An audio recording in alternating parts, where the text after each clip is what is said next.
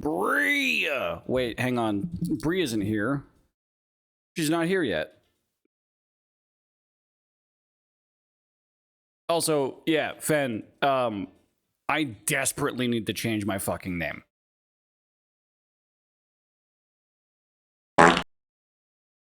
Oh, there's Bria. Hey, Bria, how's it going? I didn't see you there.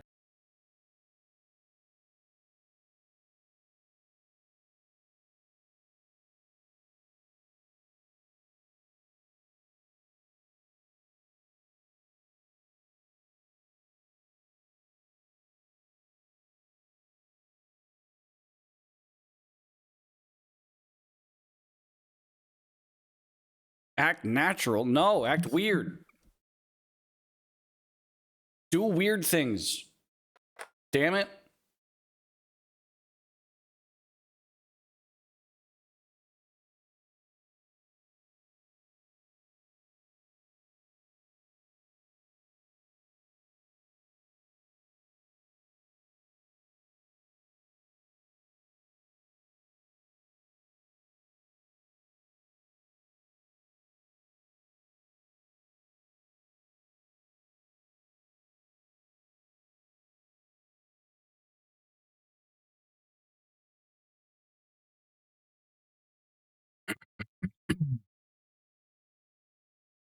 Yes, everybody act horny. Correct. Unless you're under the age of 18, which, if you are, you shouldn't be here.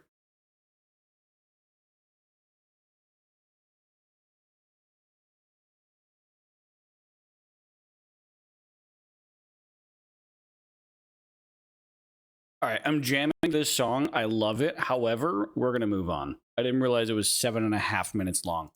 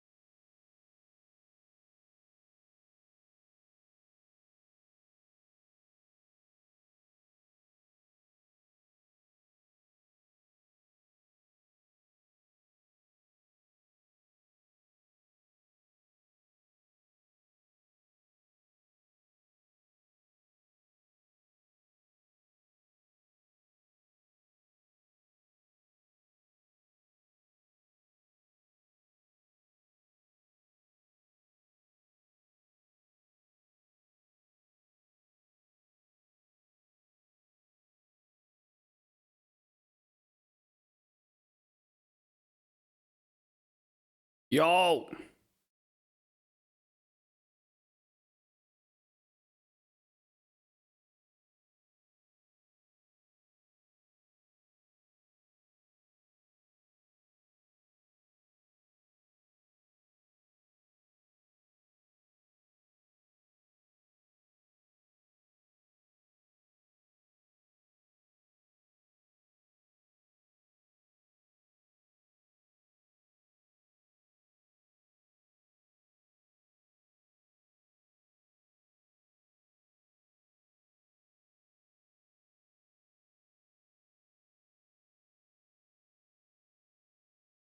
All right.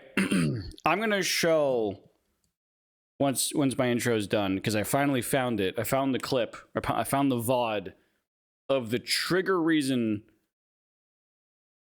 Hang on.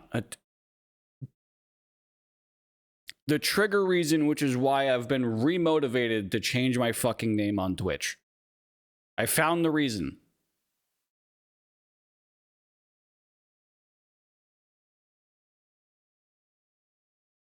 We're going to go over it.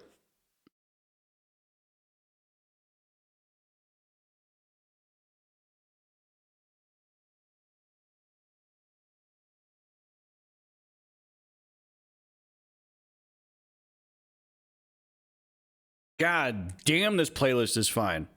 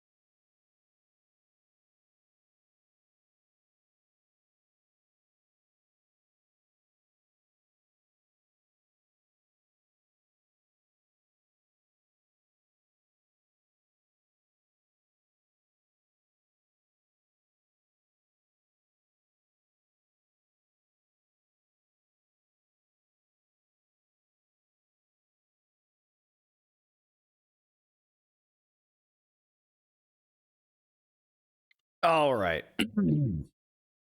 Damn, I'm gonna even need to like change my intro and shit. Like my background. Fuck. Okay. Wait, how do I do this again? Shit. It's been so long since I streamed on a goddamn Tuesday. This is weird. Bro, I have fucking I have 9 roll for sandwich videos to do later. 9. 9 of them. It is 30 minutes of roll for sandwich videos if I don't pause. Good Lord. Anyways, folks.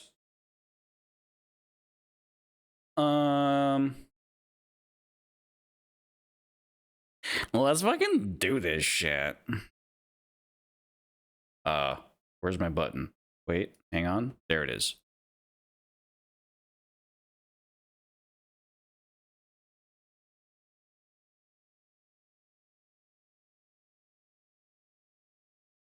Yo, how's it going, everybody? Hope everyone's having a fantastic Tuesday afternoon or evening or whatever time of day it is, wherever you're in the world.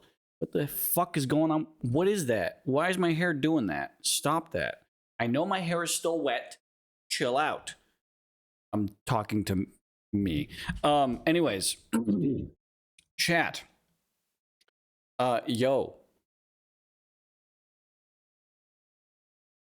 That's it. Yo. Yo. I am having a pretty good Tuesday. Honestly.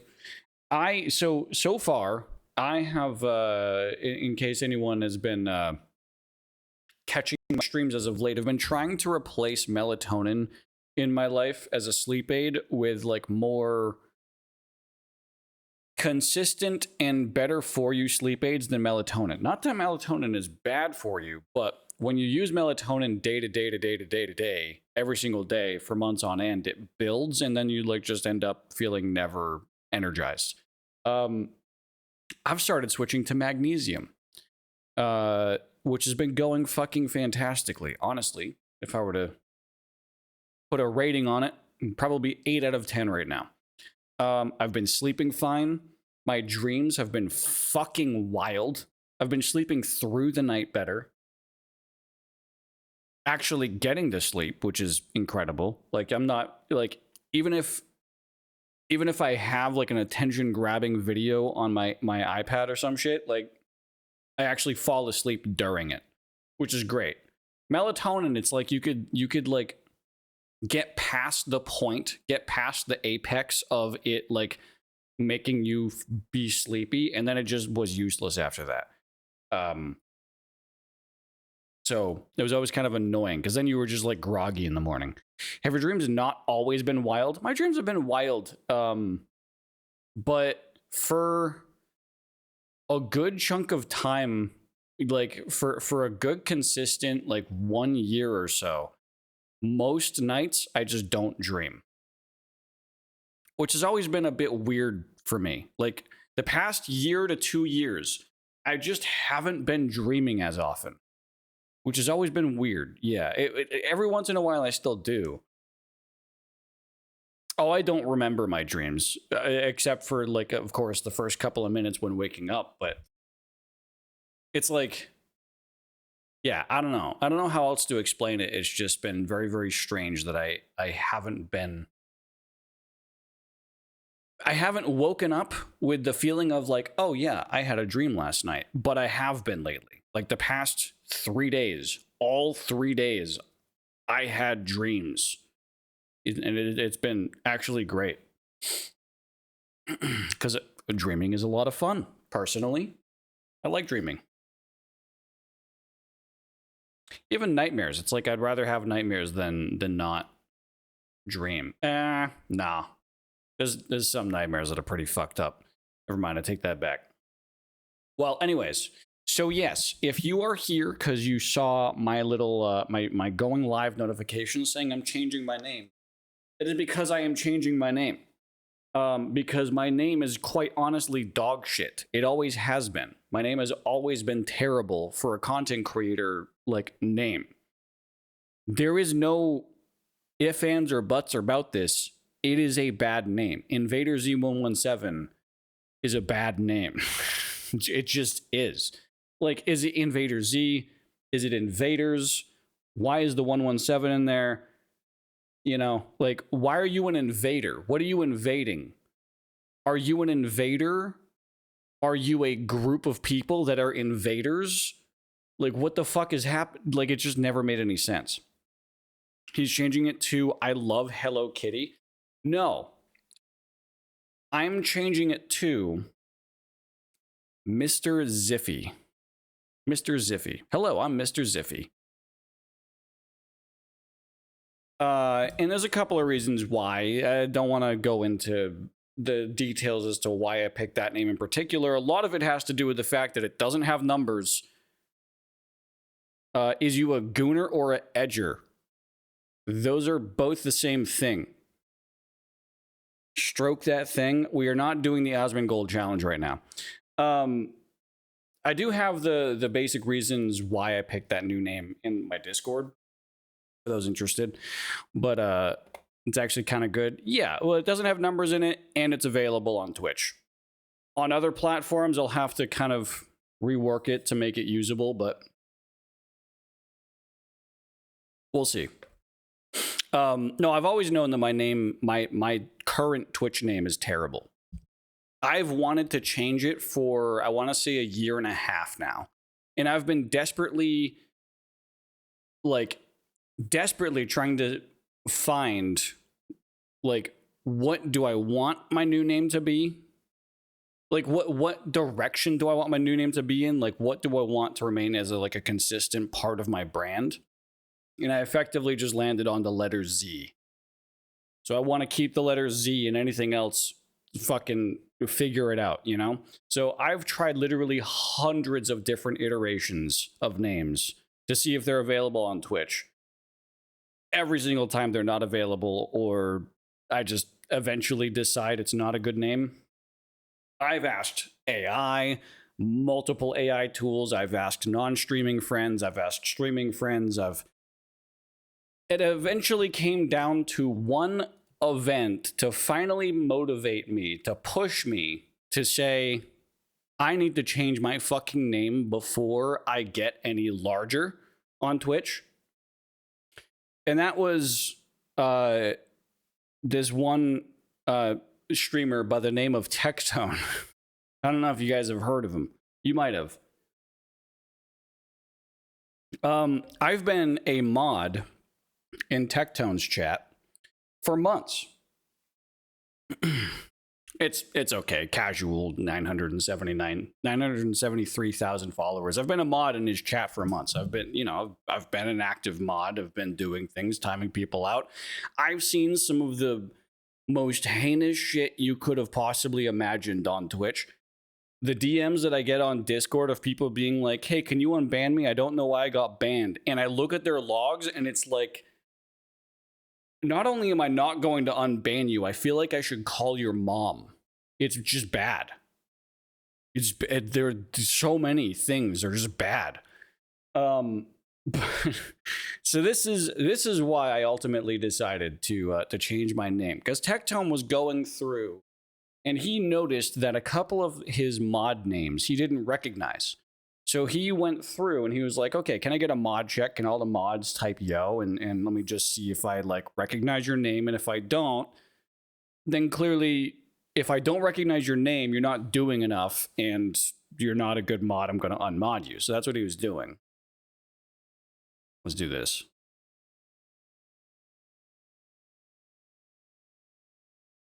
Shit. I know you can't hear it. Jim the Rock fucking gay, no? Oh, okay. All right, cool. We're gonna do a mod check. How the fuck? I'm still confused how the fuck that mod was in here. Yo, any more mods here?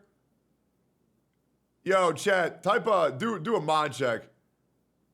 I'm looking for any other mod I don't recognize.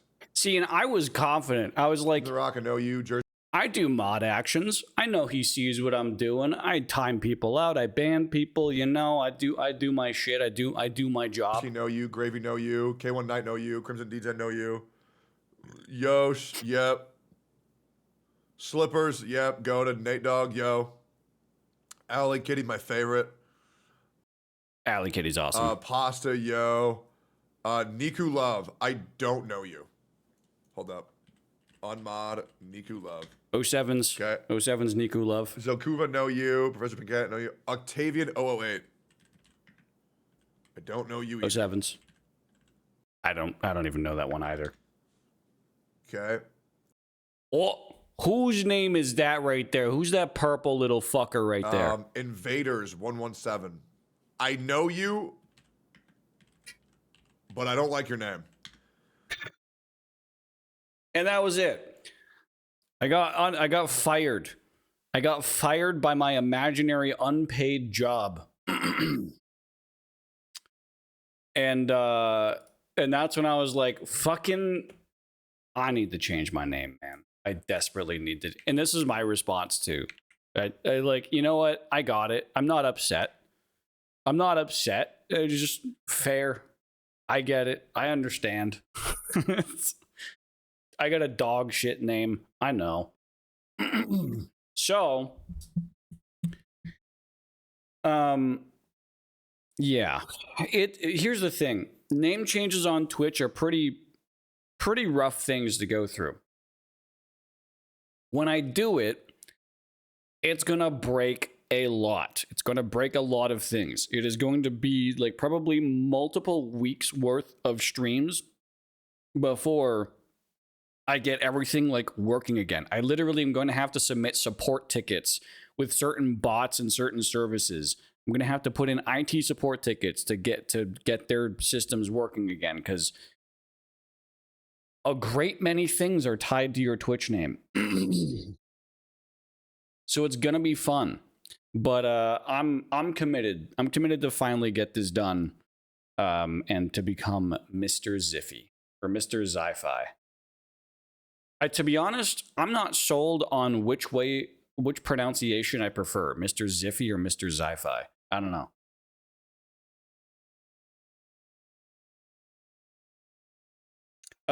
Dave was the one to ultimately help me figure out and brainstorm a name, and he also helped me out by making me a banner, because my banner on Twitch is also terrible.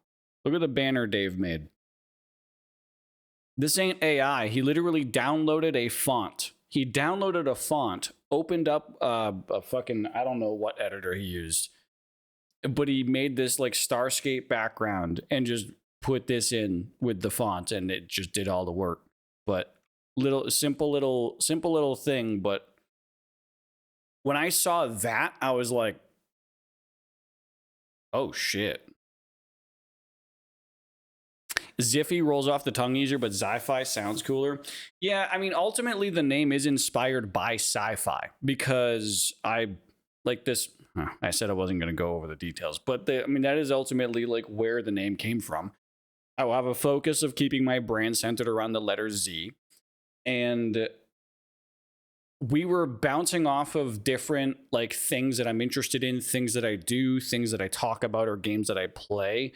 And then we went through a bunch, tried them, all were taken, and then we landed on sci-fi, and then we kind of worked off of different iterations of sci-fi combined with the letter Z, and landed on Ziffy, and finally it was a name that wasn't taken. Well, at least by putting Mr. in front, it wasn't taken. So that's ultimately how it got there.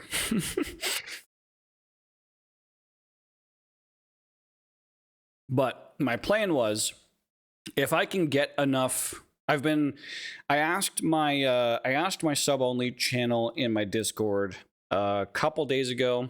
No, yesterday. I asked my sub only Discord channel yesterday about it, and then I asked my general channel about it today. And essentially, like, if I had gotten enough yeses before today, it would have already been changed, but I didn't, and I wasn't comfortable, so I'm gonna change it before my next stream on Friday. It's okay, Z, it won't fire you. See, and you know what you just said there is the reason why I want to keep the branding around the letter Z, because I like being called Z ultimately. But no one, that's the thing. That's the thing that they're like about Invader Z117, that like always, no one got it right, was they would say, oh, invaders, yo. And I'm like, that's not okay. It's like, all right, sure. Yeah, I'm invaders. Yeah, that's me, invaders.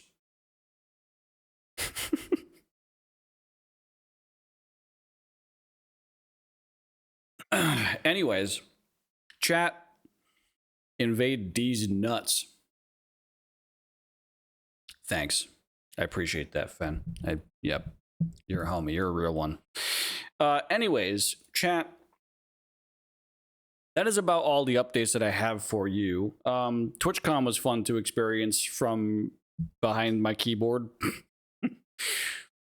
I at moments had like multiple streams I needed to catch up on, and I still have a backlog of VODs to check out because of things that happened that I wanted to watch but couldn't because there were other things happening. It's been a lot of stuff happening this past weekend, but it's been a lot of fun being like viewing it from afar, you know.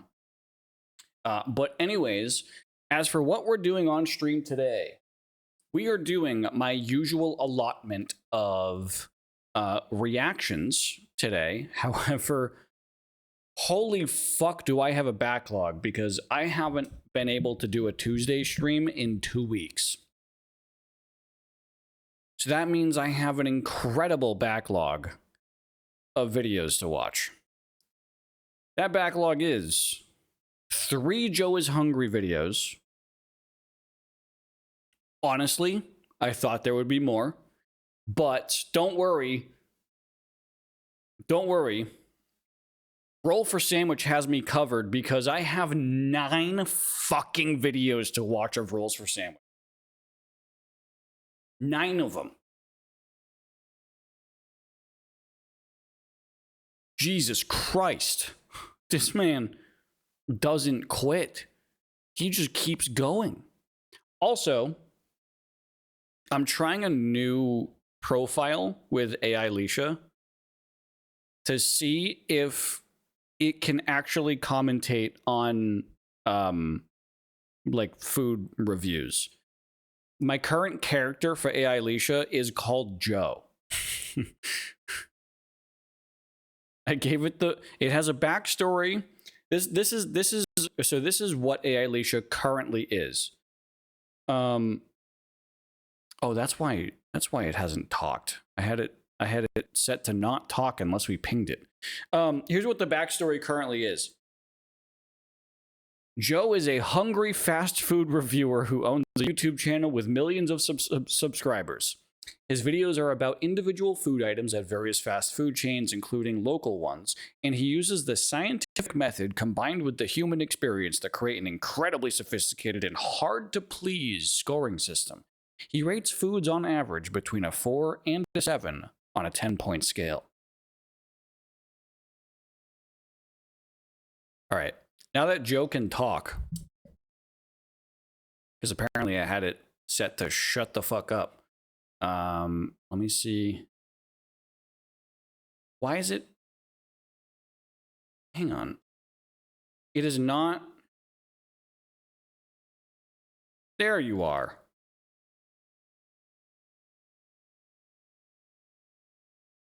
Mr. Cummy Boy 69.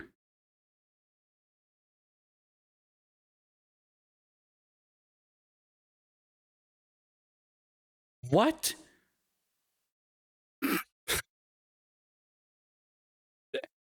That's crazy. That's crazy. Holy shit. All right. We're going to move on from that. That's wild. All right. Let us get into let's start cracking into these videos here. Also, if we have time by the end of the stream, we're going to watch some sorted foods. I don't have any videos picked out yet, but we're going to watch some if we have time left over. I just plan on doing full reactions today, no gaming. So, without further ado, let us see what Joe has been up to these past couple of weeks.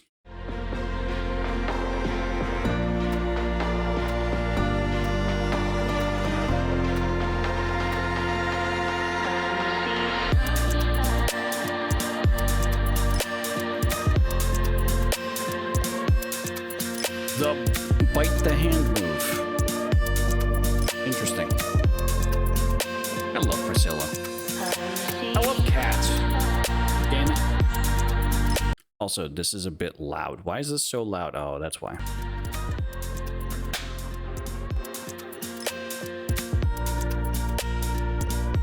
No, thank you. Hello, everybody. My name is Joe. You've landed once again at the Joe is Hungry channel, where we reluctantly go back to a place that didn't perform so well. Risk it all in the name of science, right here within the city limits of Fairmount, Georgia. Now it's time for the ever popular birthday shout-outs. Michaela T, happy belated birthday. Sorry for the delay. thank you for your support. Jake, Josh, Wiley, and Michael, thank you for your support. And happy birthday. Delaney, Gabby, Matt, and Sophie, Jill, Diego, Millie, and Marcus, Grant, Adam, Lonnie, and Isaac. I want to wish a very special Joe is Hungry birthday shout out to each and every one of you. Chat, say happy birthday right now. Do it. Say happy birthday. They deserve it. I was looking around for my knife to threaten you with, but I don't my knife isn't around. Oh wait.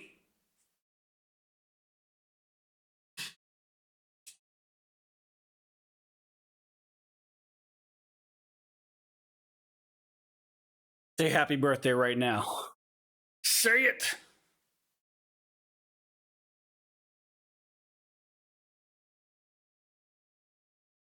I've had need of a sword in recent times, so I decided to dig mine out of mothballs.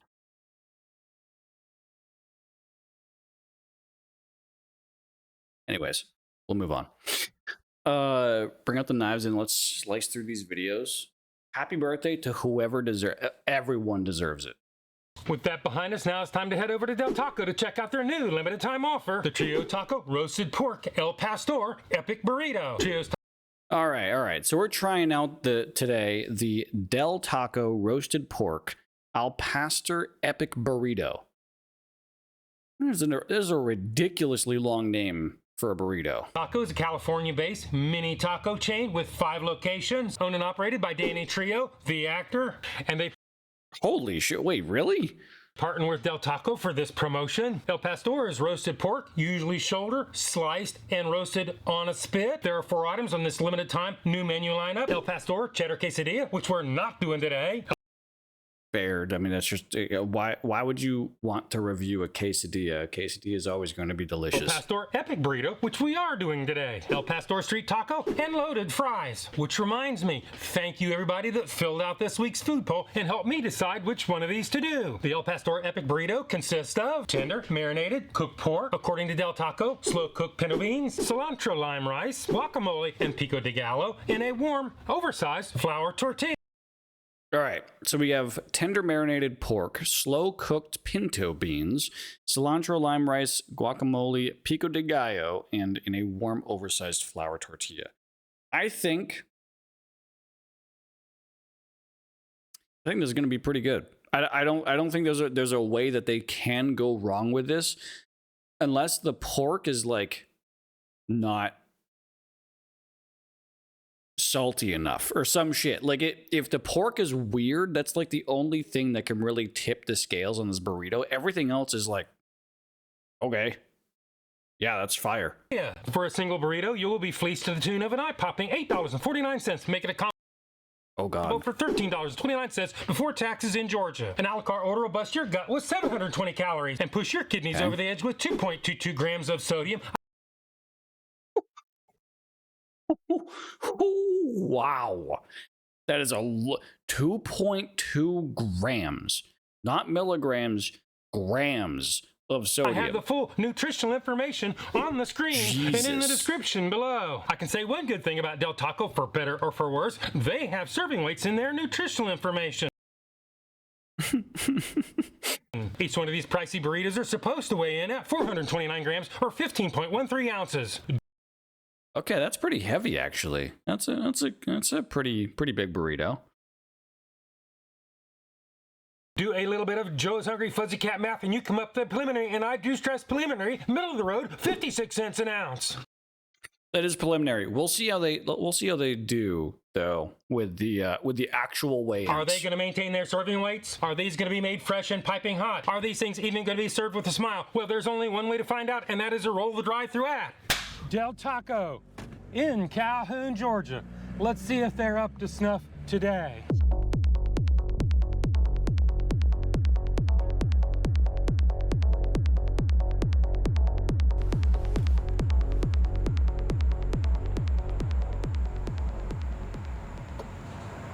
Welcome to Taco whenever you're ready. Could I get Oh fuck, did they just call me? 3 El Pastor Epic Burritos? Say 3 Al Pastor Epic Burritos. Correct. Okay. Is that complete your order? That's it. Do you want to drink with the order? No, thank you. No drink.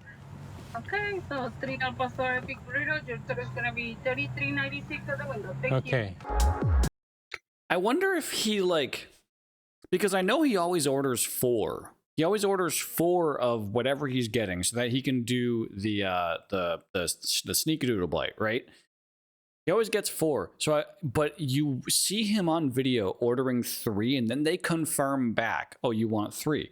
I wonder if every single time he goes, yeah, I want 3, they say, okay, so that was 3, and he goes, sure. But then he goes, oh wait, actually, can you make that 4? Like, does he like interrupt the process to be like, no, actually, make it 4? But like, he just doesn't record that part. Like, I've always been curious about this.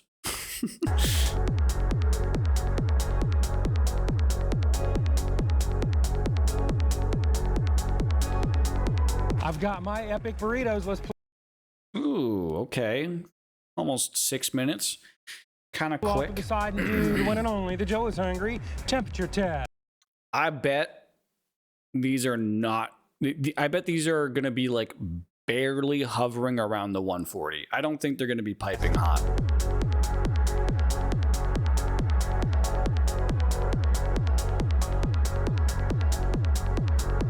El Pastor number 1 is 149.0 degrees 149. I mean, it's still good. It's still over that threshold. Fahrenheit. El Pastor number 2 is 140.7 Oh, just degrees barely. Fahrenheit. El Pastor number 3 is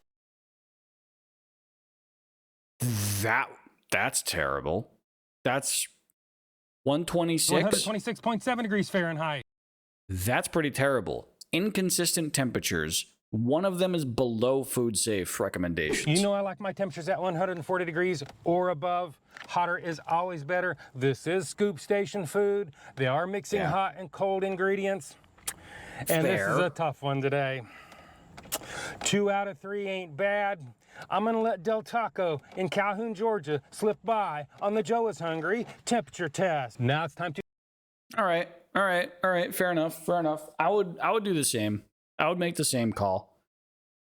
2 of them are above 140. One of them isn't. That's a fluke. And yeah, he makes a good point there. I'm mixing in some cold ingredients as well, especially that guacamole, So fair enough. dig into this burrito, inventory the meat, see if they're playing fair, head back to the studios and do the Joe is Hungry weight test. Well, Del Taco, they sure struggled on that temperature test. I let them slip by. Maybe I shouldn't have. Let me know in the comments. But I still think it should have been a lot hotter than that. Scoop station food or not. I think I like my burritos to be piping hot, not like barely passable as warm. Even with the 2 that were over 140, there's a 9-degree difference between those 2. Yeah, it's like, what happened? Like, how do you get that sort of temperature difference? There had to have been like just 1 sitting on the counter, and then the 2 that were over 140, they made like, yeah, scoop station. They scooped it, rolled it, but they had 1 that was pre-rolled that was under the heat lamp, I think that's what happened, especially with how quick that order was. I think some of them were pre-made. But we're going to remain fair. Because we're going to take off for the packaging. In other words, we're going to set the chair on the scales. Okay, that sounded like he said chair with a CH. Damn it, Joe.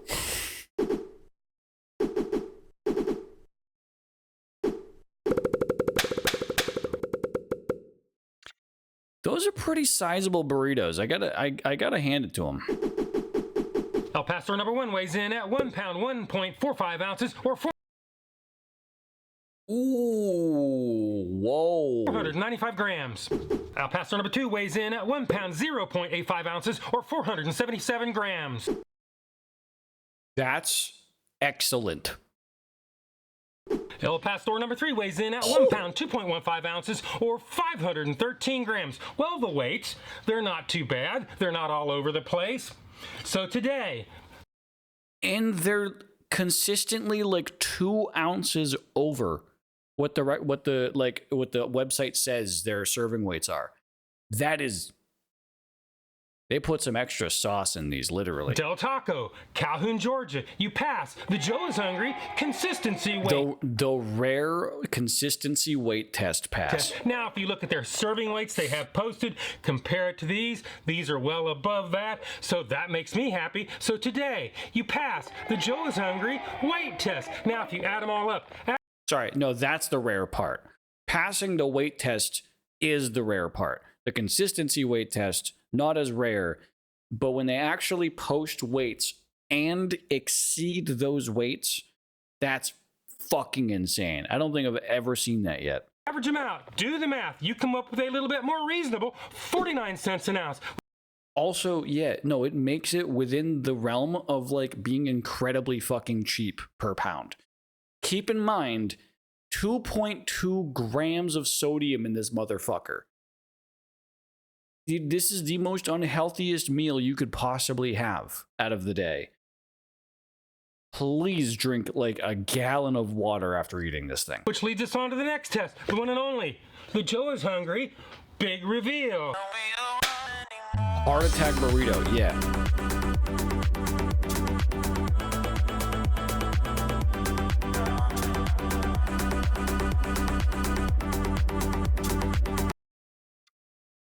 Hang on.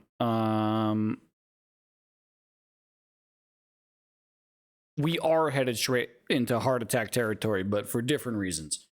You know, that cross section is also looking pretty damn good. It's looking like the ingredient spread is pretty consistent. There's not like, it doesn't look like anything is botched up, like bunched up and like, it's not like they just laid a line of meat, a line of rice, a line of guacamole. It looks pretty balanced all the way through the burrito itself.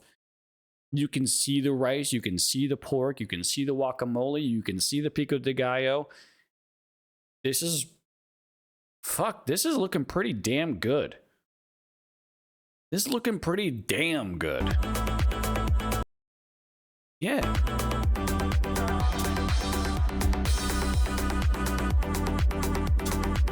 Honestly, like, fuck, that even looks delicious.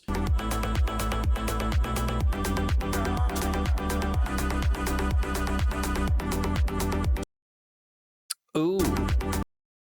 Okay, hang on. Pan out again.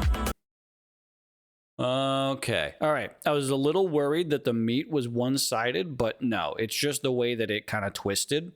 They do have meat on the other side, and it looks like it kind of goes underneath the rice here a little bit. So yeah, I mean, okay, this side's missing some of that guac. The guac is pretty one-sided here, one-halved, honestly. But besides that, like, it looks pretty fucking good. It doesn't look like okay. I would like some more guacamole, but I know that guac is guac. I know that the guac is expensive, so.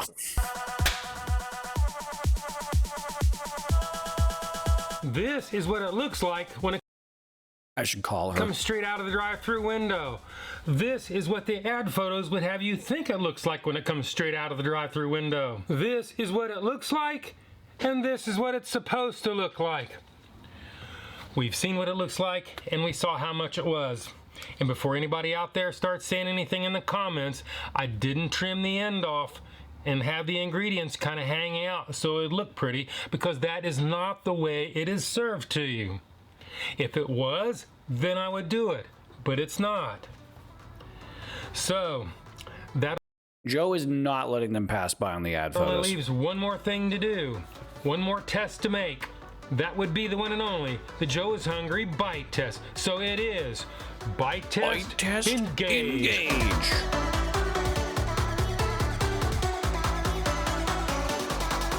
Yeah.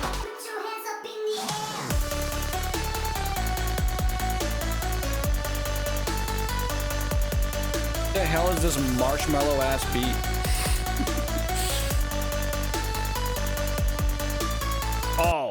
Oh, Joe knows how to fucking live.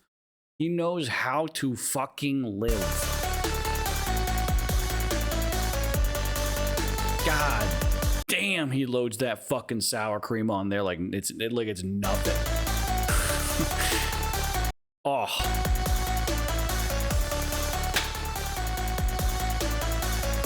Oh, hey. Joe, it did not fall apart. I think my current bot's name is Joe. Hang on, how do I tell it what its nickname is? Character nicknames. I don't think I can do that from the app. Wait, character nicknames. Joe.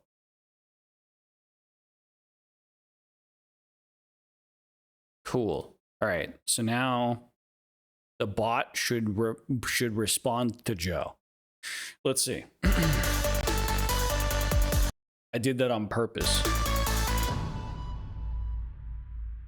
The flavors of the ingredients were fresh and distinct. The guacamole and tomato.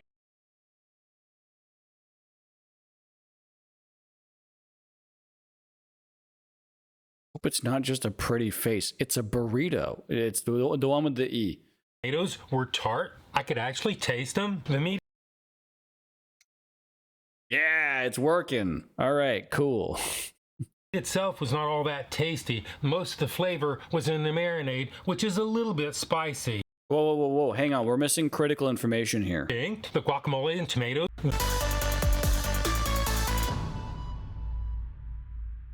The flavors of the ingredients were fresh and distinct. The guacamole and tomatoes were tart. I could actually taste them. The meat itself was not all that tasty. Most of the flavor was in the marinade, which is a little bit spicy. Joe doesn't like spice, but honestly, you're having a burrito, a little bit of zing to it. I'd like a burrito with some bite. You know? Portions were plentiful, except for the meat. It was a little bit tough and in short supply. I don't think that was a short supply of meat. Genuinely, I don't. You're guessing 7.2? No spice means extra room for flavor. Right? That's other things a winner, not just eye candy. Oh, it sounds like it was a winner. It's sounding pretty damn good. He's kind of shitting on the meat a little bit, but honestly, by my standards, visually looking at it, it didn't look like that meat was in little amounts. It looked like it had some pretty good quantity to it. I will agree with him. I'll take his word for the fact that it was probably very chewy and very tough to like bite through, because it did look a little bit like overcooked. Lack of meat, lower to 6.8.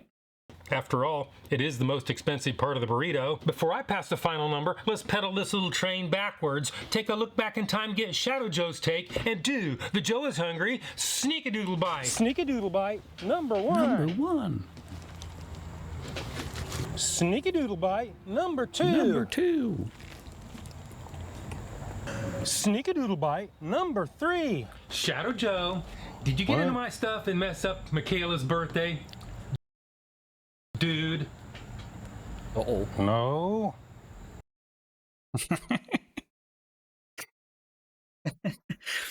I love Joe, man. Not me. Michaela. I'm sure Joe's sorry. Happy birthday. A little late for that now. Let's go ahead with Sneak-a-Doodle Bite number 3. This silly fucking goofball. I love him.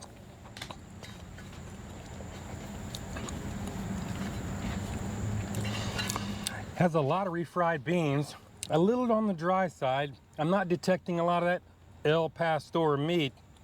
It is not a bad flavor.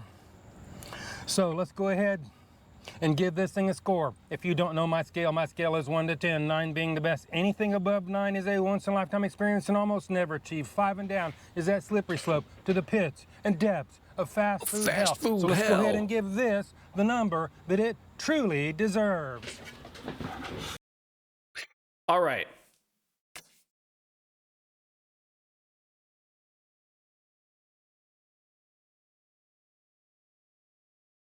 I don't know why I did that. I was feeling like Casey Frey for a second.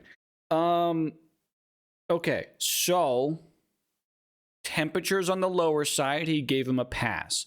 Weights incredibly overscale, right? Oh, the weights were over their listed amounts. They were consistent. Seemed like his experience at the drive-thru was pretty stock standard. Didn't have any negative remarks or positive remarks. It was pretty quick out the window too. 5-6 minutes, not bad. Flavor and experience-wise, honestly, a burrito with like tough, chewy meat is a pretty off-putting experience. I hate having a sore jaw at the end of eating a burrito. But it's got pico de gallo, it's got some guac in there. I'm sure the rice was amazing. It's hard to fuck up rice like that. He did say the refried beans also were dry. So I think overall the experience of biting into this thing and actually enjoying it has been the lowest point of experiencing this burrito. That all being said, I think Joe is going to go with a 6.2. I think he's going to go a bit lower than we might expect as a result of the experience that got dragged down because of the quality of the ingredients. We'll see. Bot Joe, what do you think the rating will be?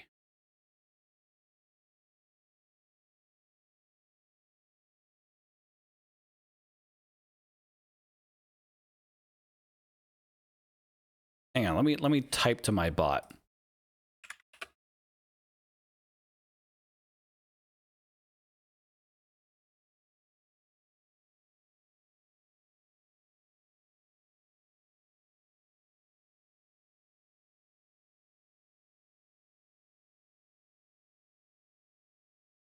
Let's see. A 6. Why'd you shout me out? Don't shout me out. The fuck? Okay, all right. Hey, Alicia gave it a 6. All right, let's see. Let's see what real Joe picks.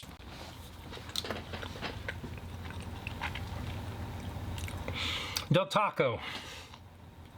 Outside of your temperatures being a little bit sketch this time, you really didn't do too bad. It didn't taste that bad, and you literally have a full meal here. You're probably lucky Shadow Joe doesn't get to pick your number. I do. Oh boy. My only suggestion, a little bit more meat, maybe a little bit more tender. So today, Del Taco, I'm gonna have to go 6.2. That is my number. I fucking nailed it. A 6.2. Oh, I'm back, baby. Oh, I'm fucking back. This is my review, and hopefully I will see you in the next video. I am so fucking good at this shit. Rigged? No, what you're supposed to say is pre-watched. I don't know why I'm openly advertising that you should claim that I pre-watched when I didn't, but it's just hilarious to me. All right. Let us go on to the next one. Joe is Hungry video number 2, where he's going. So new review time.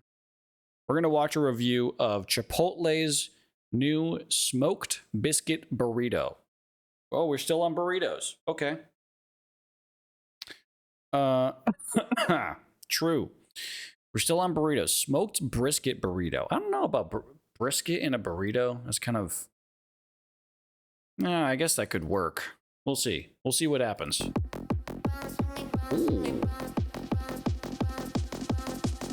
I like the music. Yo.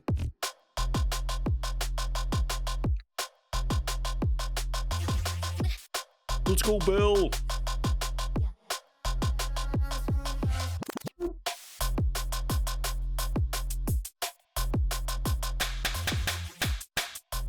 God damn, Joe, please. Hello, my name is Joe. You have found yourself once again at the Joe is Hungry channel, where we occasionally do food polls. Listen to what the people have to say right here within the city limits of Fairmount, Georgia. Before we move on, let's check out the ever-popular birthday shout-outs. Cole, Ashton, Donald, and Josh, Kai, Amanda, Owen, thank you all for supporting the channel. Happy Caleb, birthday. and Owen, Adam, and wait, Jameson, he's not I would done like yet. to wish each and every one of you a very special Joe is Hungry birthday. Happy birthday. I would like to thank everybody that filled out this week's Chat, say it. Do it. Say happy birthday. food poll because you're sending me to Chipotle to check out their returning smoked brisket menu. According to Chipotle, the brisket comes from responsibly raised beef, whatever that means, seared on the grill with smoked serrano and chipotle chili peppers, then coated in Okay. Responsibly raised beef, which is just beef. Go fuck yourself with that PR terminology. Seared on the grill. Okay, the beef is seared on the grill. Smoked serrano chili pepper, chipotle chili pepper coated in a brisket sauce.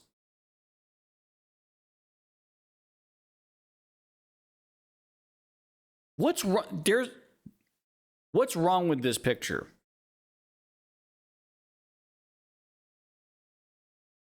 There is something wrong with one of these ingredients.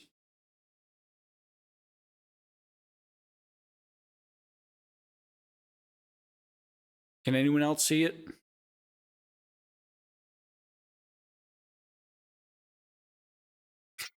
It's called the smoked brisket burrito. But the beef is not actually smoked brisket. It's grilled beef with brisket sauce. What the fuck is that? What is that? How can they get away with that? Everyone I work with fucking loves Chipotle, but I've gotten it twice and only taken like 2 or 3 bites of it. I've never had Chipotle. Yeah, it's not even, the beef isn't even smoked. This is bullshit in a fucking burrito. They grabbed a bowl. They told they like wrapped up a taco wrap, right? And they held it underneath the bowl's fucking asshole as it shit out a bunch of liquid fucking bullshit. And then they wrapped it up, put a foil wrapper around it, and then they sold that. What the fuck? I'm already approaching this review from a very negative perspective. Holy shit. Chipotle's own brisket sauce. This limited time menu lineup consists of the smoked brisket burrito salad, the smoked brisket quesadilla, the smoked brisket taco, and the smoked False advertising, I'm suing. Good. brisket burrito, which is exactly what we're doing today. The smoked brisket burrito in its recommended configuration, which is what we're ordering, consists of smoked beef brisket, white rice, fresh tomato salsa, roasted chili. Wait. Hang on. Wait. Then what were we looking at before? Corn salsa. Wait, hold up. Coated in whatever. According to you're sending me to Chipotle to check out their returning smoked He was giving new ingredients. Why are... brisket menu. According to Chipotle, the brisket comes from responsibly raised beef, whatever that means, seared on the grill with smoked. Oh, this is describing the brisket itself. Oh, wait, Bree, call your lawyers. Cancel the lawsuit. Stop it. Bail out. Don't do the... We're not... Lower the pitchforks. It's fine. We're okay. Listening is fundamental. Yeah. And the smoked brisket burrito, which is exactly what we're doing today. The smoked brisket burrito in its recommended configuration, which is what we're ordering, consists of These are the actual ingredients of the burrito. smoked beef brisket, white rice, fresh tomato salsa, roasted chili corn salsa, sour cream and cheese on a warm flour tortilla. Oh, hold up. Okay, smoked beef brisket in the configuration that we've already seen the ingredients of, which now that we know this, sounds pretty good. White rice, interesting pick with the white rice. fresh tomato salsa. Roasted chili corn salsa.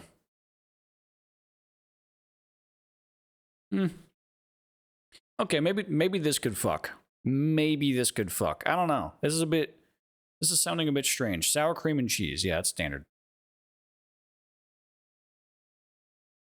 Tortilla. Each one of these should be a full meal for the entire day with 1,215 calories. I have the full Jesus Christ. I bet a lot of those calories comes from the brisket sauce. nutritional information on the screen. How much sodium? How much sodium?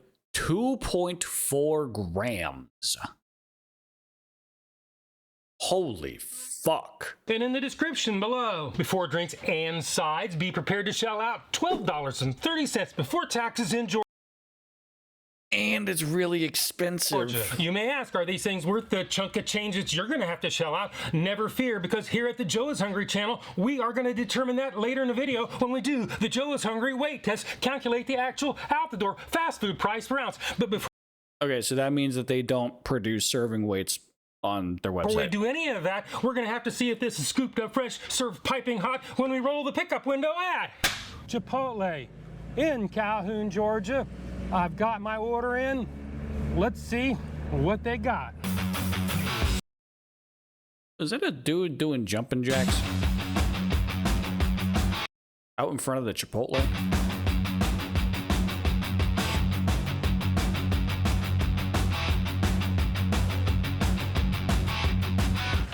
I've got my burritos. Let's pull off to the side and do the Joe is Hungry temperature test. All right, 8 minutes, 46 seconds. Not bad, not bad.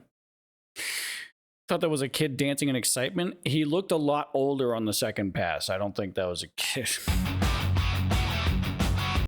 Whoa, wait. Hang on, Joe.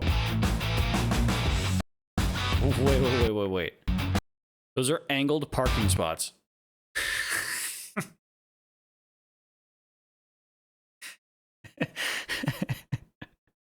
Joe.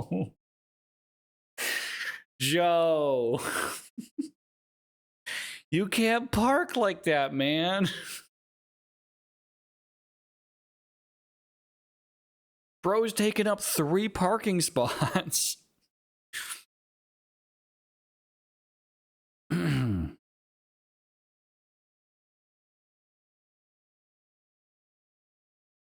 True. God damn it. Burrito number 1 is Oh, whoa. 105 degrees Fahrenheit? That's cold as fuck. 105.4 degrees Fahrenheit. Burrito number 2. No.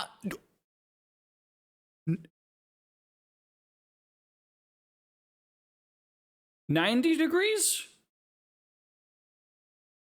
90 degrees Fahrenheit. Is 90.1 degrees Fahrenheit. And burrito number 3 is 80. Joe is laughing. He's no longer hungry. He is just laughing. 87 degrees Fahrenheit. 7.1 degrees Fahrenheit. If you've been watching this channel for any length of time, I like my temperatures at 140 degrees or above. I know they're mixing hot and cold ingredients.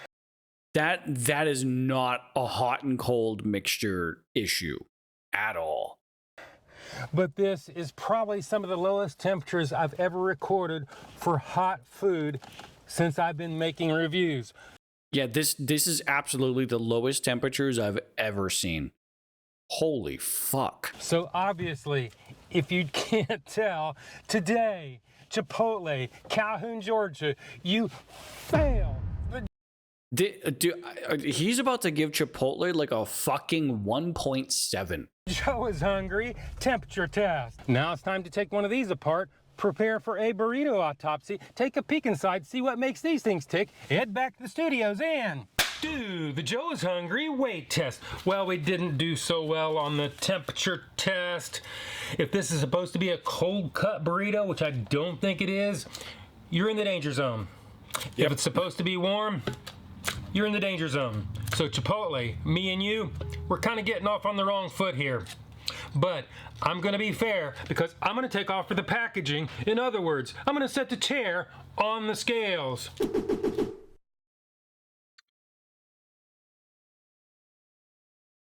Oh, that's just his receipt. Oh, okay.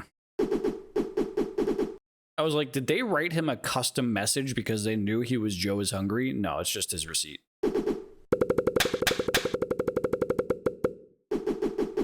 Those do not look like 1 pound burritos.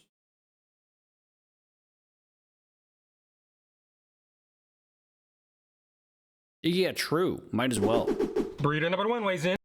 Oh, okay. No, it is 1 pound burritos. 1 pound, Okay. 1.30 ounces or 400. They're a bit more.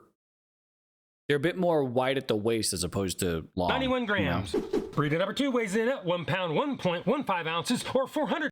Yeah, these are basically room temperature burritos now. Now that he's driven them home, they are room temperature. 86 grams. Burrito number 3 weighs in at 1 pound, 1.8. 1.80 ounces or 504 grams. Well, the weights are pretty close. So today, Chipotle, Calhoun, Georgia, at least you pass the Joe is Hungry consistency weight test. Well, Chipotle, they don't give us any serving weights, so I can't really check anything there. So that only leaves one more thing, and that is to add them all up, average them out, do It's still going to be expensive as fuck. It's going to be on the higher the side. math, and you come up with a middle of the road, 71 cents an ounce. So now, Yeah. Okay, that's not terrible. That's a lot better than I was thinking. I was thinking it was going to be like 90 cents an ounce, but 71 cents an ounce is not bad. now it's time to do the next phase, the one and only, the Joe is Hungry big reveal. Oh, I hate how that tortilla looks.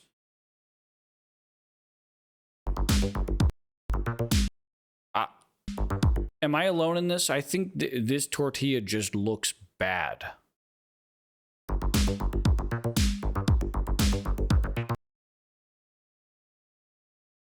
This looks like a burrito I would get frozen at a gas station.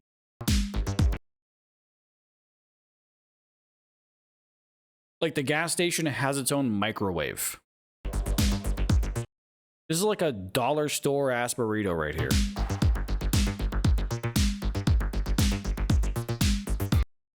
It is just a mass of stuff. Remember the analogy that I made? It is like they just held a tortilla underneath a bull's ass and just had it take a shit. There was too much corn in this fucking burrito.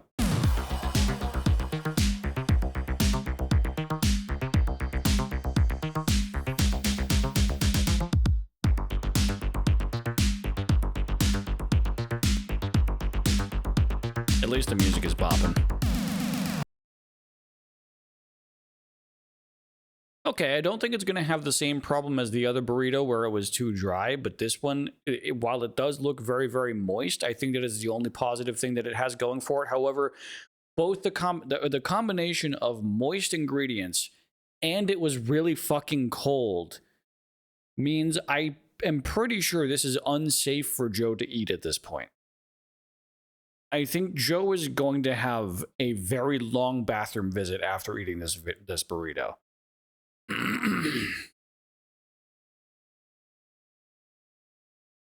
Yes, true. A ticking time bomb of regret. 100%. Fantastic way to put it. We don't care if you're kind. This is what it actually looks like when you get it out of the window, and this is what they would have you believe it's going to look like. What the fuck is that? There's not even any corn in that picture.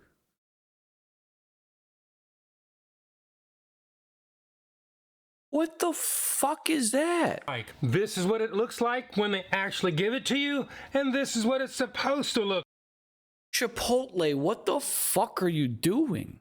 like. We've seen what it looks like, and we saw how much it was. As far as this and your ad photos, I can see very little, if any resemblance. In fact, they didn't even take time to fold it the same way. Right. What a shame. If any of y'all out there know anything about this, Yeah, leave it in it's not even folded the right way. Yeah, Photoshop. Yeah. Well, here's the thing, right? When companies typically Photoshop their foods, they usually have a chef that like mathematically and scientifically puts the food together, and then they take like incredibly high quality, excellent lighting photos of the food with like some like fakeness to it to make it look like it's fuller, to use like special angles and special lighting to make it special coloring to make the ingredients look more appetizing. Like whenever, for example, whenever they do a commercial where they're like pouring maple syrup over the top of pancakes, they're literally using motor oil because motor oil looks more appetizing on a camera when you're taking a recorded footage of maple syrup being poured. It just doesn't work. But motor oil looks good. It looks so appetizing, right? Damn, I want to eat some fucking motor oil now. But like they'll do that, right? They'll do that. They'll make the product as it's supposed to be made in like a pristine vacuum chamber. And then they'll take those photos and then they'll Photoshop those photos. By the looks of it, Chipotle didn't even make this burrito to make their advertising photos. They just Googled what a burrito looks like and then took those Google photos of a burrito, touched them up, and used it for their advertising photos. That is fucking insane. And I'm pretty sure is also illegal. There's like gotta be some copyright there. You're like, God, I'm no lawyer, but this isn't legal advice. But goddamn. the comments. If anybody out there thinks that I wouldn't count this, pick all the meat out, think again. I have the autopsy. Oh, he fucking autopsied this burrito.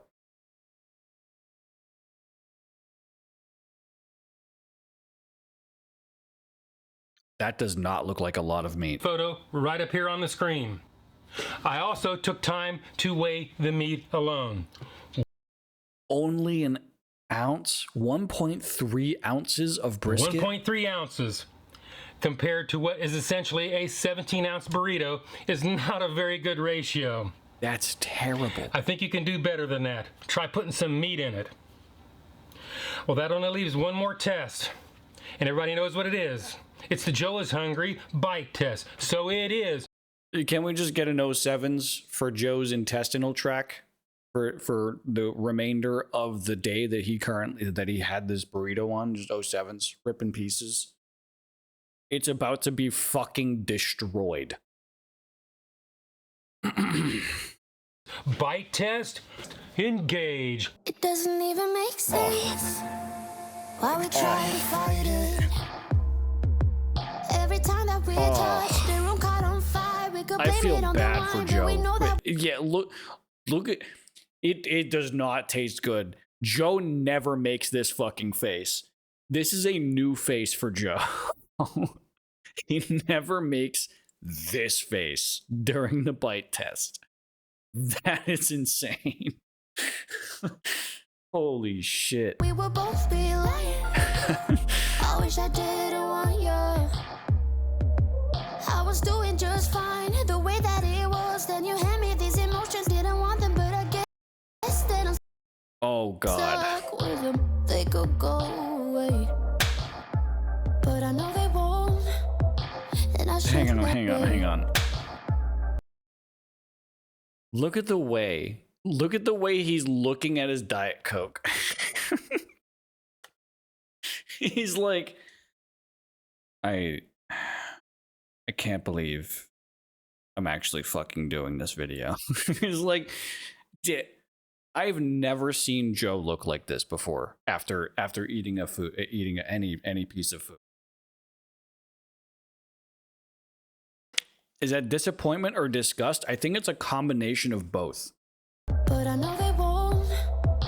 And I should let and a little bit of indigestion. Let it be. But I'm gonna dive into you. Yes, Joe is going to die. Chipotle? Burrito needs an intervention. Yes. Yes, it does. All I have to say about that is, where's the meat? To put it simply, this is a cold veggie burrito. Nothing Wow. more. It has a very slight hint of heat and a tart flavor coming from the sour cream and the I think, yeah, he is more upset about this than when there's no bacon. I think that's true. salsa, which is the dominant flavor in the burrito. I was worried about that. I was reading the ingredients and it seemed like the salsa was going to take over in terms of flavor profile. That's why I was kind of like, as I was reading through it, I was like, I don't know about that salsa. If and when you can find the meat, it is tough and flavorless. What a shame. How can you, that's the fucked up thing. How can you make brisket tough and flavorless? That is actually hard to do. If you cook a brisket, it is hard to actually fuck that up. Before I can give this thing a score, I would like to do a little bit of trans-dimensional research, get Shadow Joe's take, and do the Joe is Hungry Sneak-a-Doodle Bite. Sneak-a-doodle bite number 1. All right, Shadow Joe, show us what it's about. Sneak-a-doodle bite number 2. Sneak-a-doodle bite number 3. Shadow, don't forget. Oh, yeah. Okay. Appreciate it.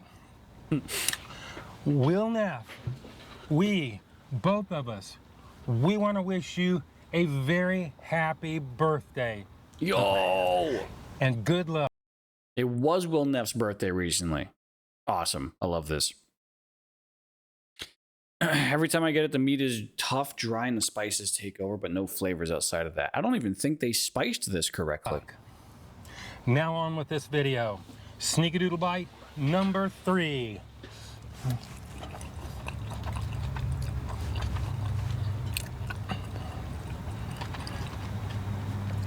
If there's any meat in here, it is poorly distributed, and I'm not finding it. It's that, or they're just almost none. Most of what I'm tasting is cold rice, cold corn, some other miscellaneous vegetables. It's not a bad flavor, and maybe it's meant to be a cold burrito. From the description, though, I don't pick up on that. So, let's go ahead and give this thing a score. If you don't know my scale is 1 to 10, 9 being the best. Anything above 9 is a once in a lifetime experience and almost never achieve. 5 and down is that slippery slope to the pits and depths of fast food hell. So let's go ahead and give this the number that it truly deserves. I appreciate and respect that he is giving it one final bite, but I think we all know where this is headed. I'm thinking in my head, he's not going to go as low as 1s. I think he's going to go with like a 2.3. If it's higher than a 2, I'll be surprised. Same, honestly. Let me do my, let's do this.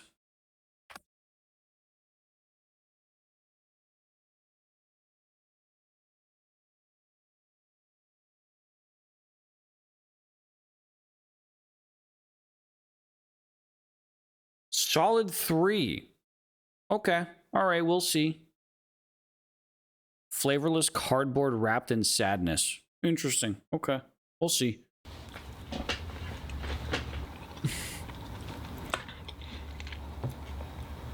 Chipotle? Go fuck yourself.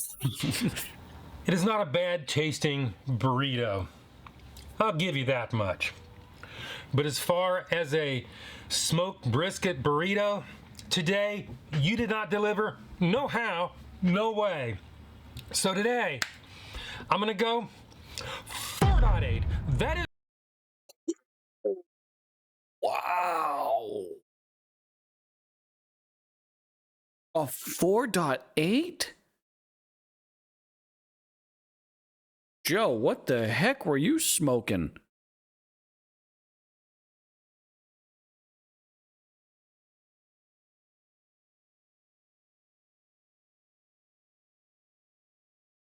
Oh, this is interesting. Oh, look at this. As a Chipotle worker, I can tell you that when ordering online, we are told by management to short out on the food unless specifically requested for by saying extra or light. And as far as the temperature goes, the only thing that is hot is the rice, beans, and meat. And as well as to Chipotle standards, we are told to give 4 ounces of meat and however much of any other item as requested by the customer. And the management, as well as how Chipotle has monitored their quality and improvement, is growing smaller and smaller. The brisket is cooked on the grill for a total of 4 minutes. I'm pretty sure 2 minutes on each side. I'm not a grill, so I can't give you a more specific answer. And the meat tends to get cold quickly. While ordering in person and not online, customers are guaranteed fresher food and overall better quality food. We as crew members get scolded for meat portions and as well as for not making online orders fast enough. Given all of that, I hope you have a better idea of why things were the way they were. I love your channel. Interesting. It's still going to fast food hell. Yeah. That is very generous.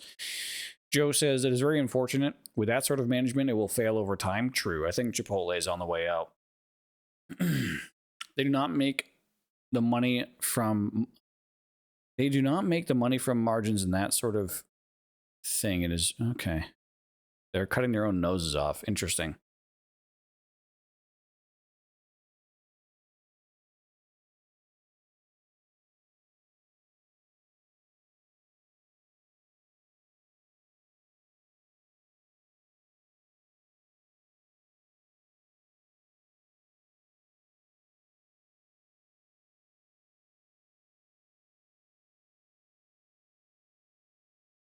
Wow.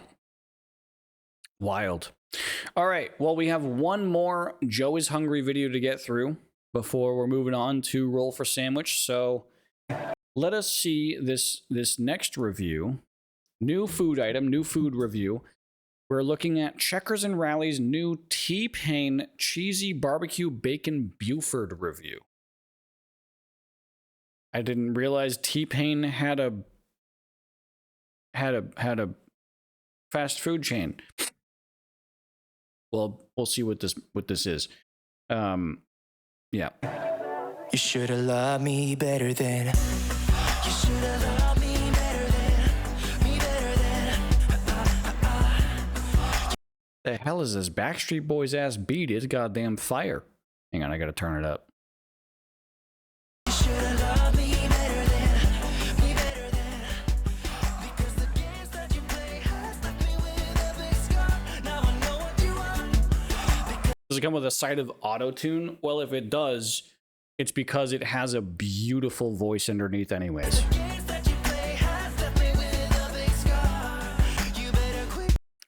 My mind was blown when I first heard T-Pain's real singing voice. That shit is amazing.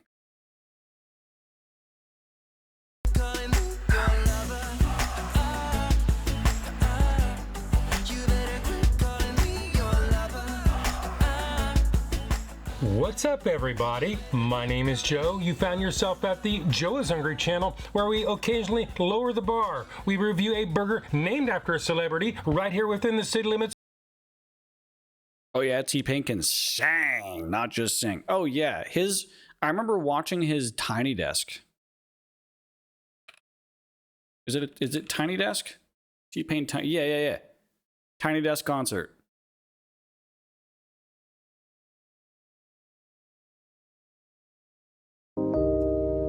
This is insane. All of my money, trying to see what's up.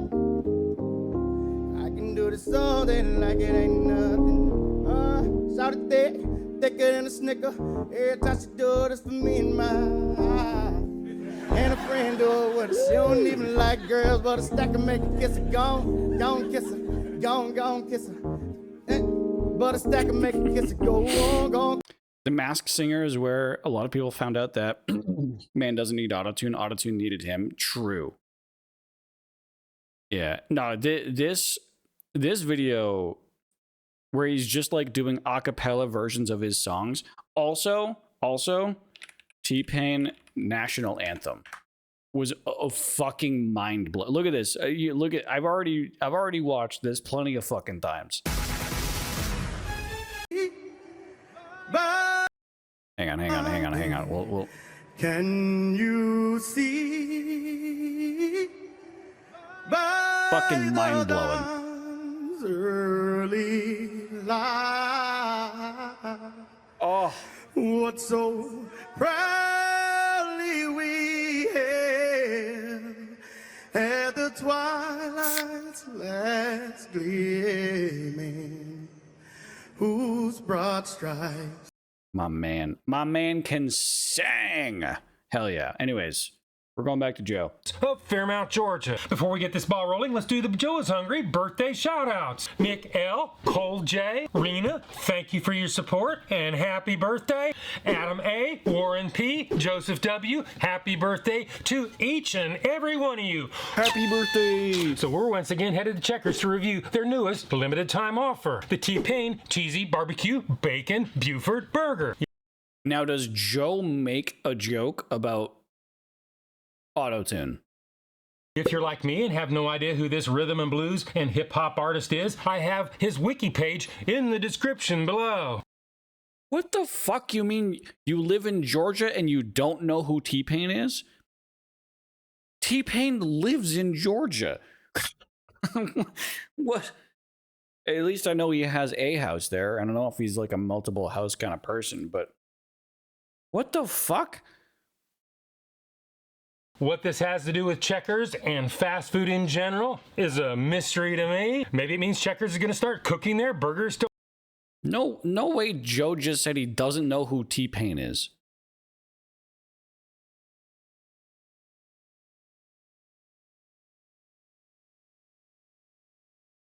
And no one's questioning this.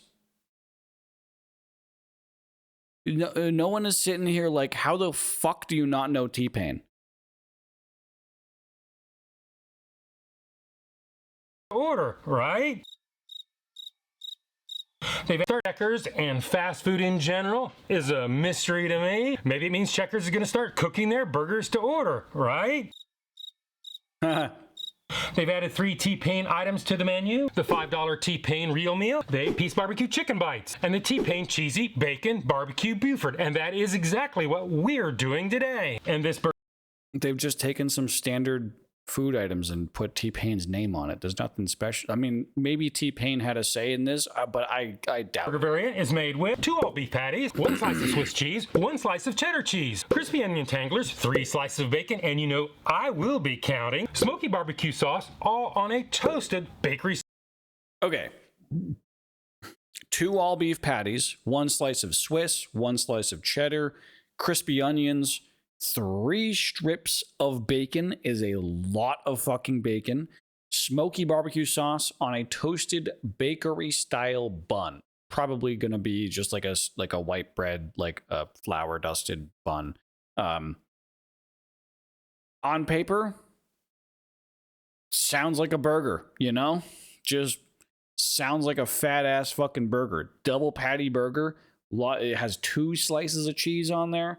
1 Swiss, 1 cheddar. I think the most questionable thing is the Swiss cheese. Yeah, 3 strips of bacon is going to literally be one. I think it's going to be 1.5 strips of bacon, truthfully. Because they're going to take the 1 strip, cut it in half, and then take the half of another piece. And yeah, it's going to be 3 half strips of bacon instead of 3 strips. My bet, at least. We'll see. You know Joe's gonna fucking dissect that shit. He's gonna get out the goddamn electron microscope to make sure that on a molecular level it has 3 strips of bacon or not.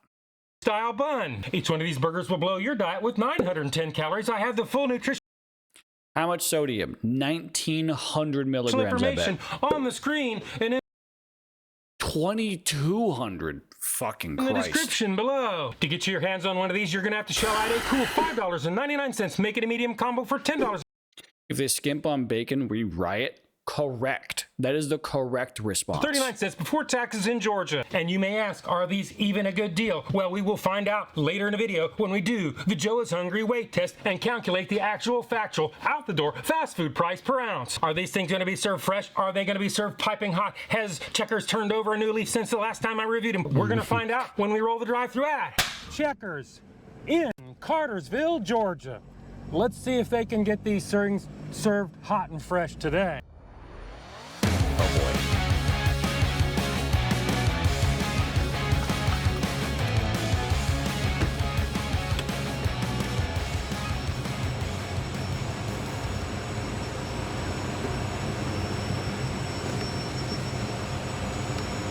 Hello, computer.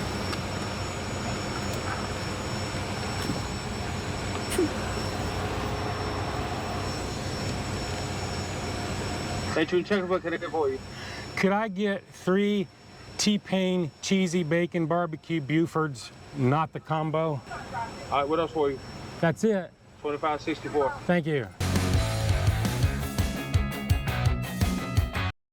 $25.64. So he legitimately only ordered 3. He has to like spin around and get a 4th in these cases. He has to.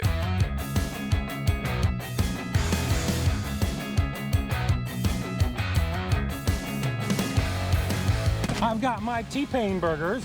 Let's pull off to the side and do the Joe. That's way too quick. That is way too quick. These are not cooked to order. 3.5 minutes for 3 double patty burgers? No, sir. No fucking way. No way. Hungry temperature test.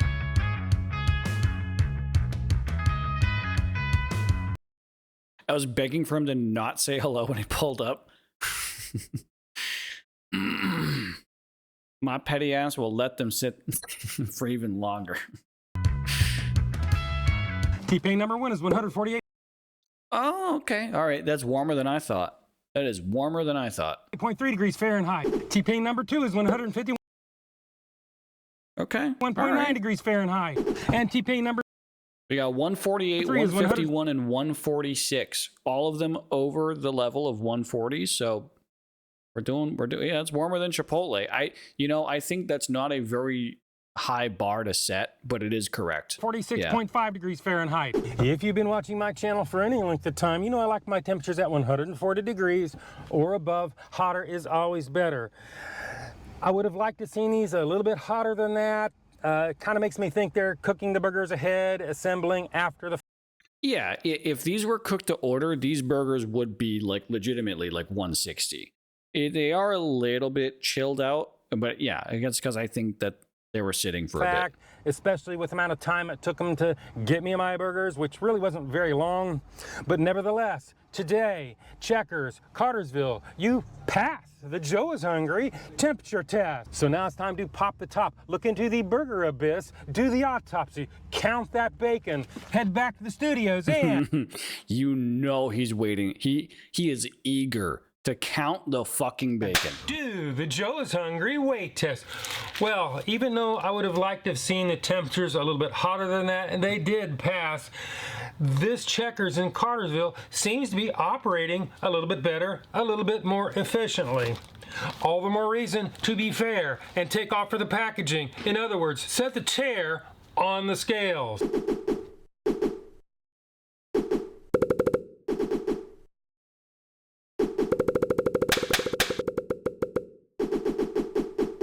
T-Pain number 1 is 8.20 ounces. Don't call it the T-Pain. When you're weighing out burgers, don't say T-Pain number 1.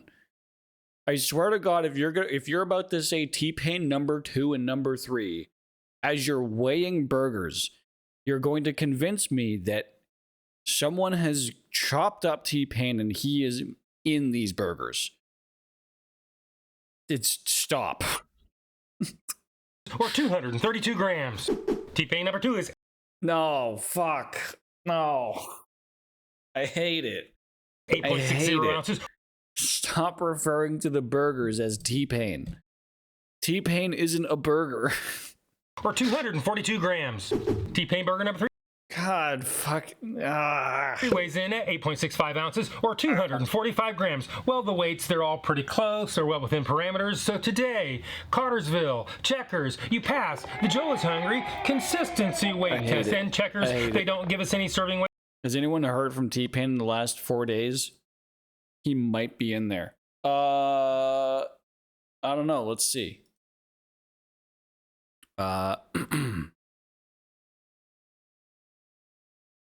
T-Pain.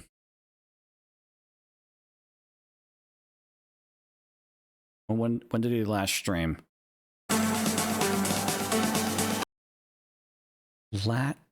2 years ago? Wait, no, recent broadcasts.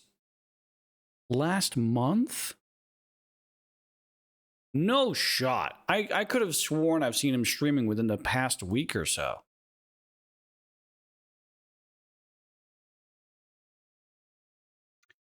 Oh. 21 days ago. He last streamed 21 days ago, and he was playing Wukong. Oh boy. In their nutritional information. That's sort of a shame, but I don't think we'll ever see that. So that only leaves one more thing to do, and that would be add them all up, average them out, do the math, and you come up with a middle of the road 70 cents an ounce, which leads us on to the next test. And yeah, again, it's not. I'll say it like I said the last one. It's not bad. That's still on the expensive side of things. Hold up.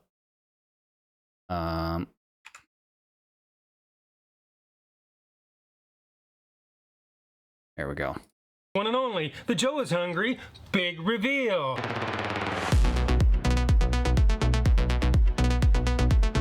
Okay, that looks like shit. I'm just gonna say it. This burger looks like fucking shit.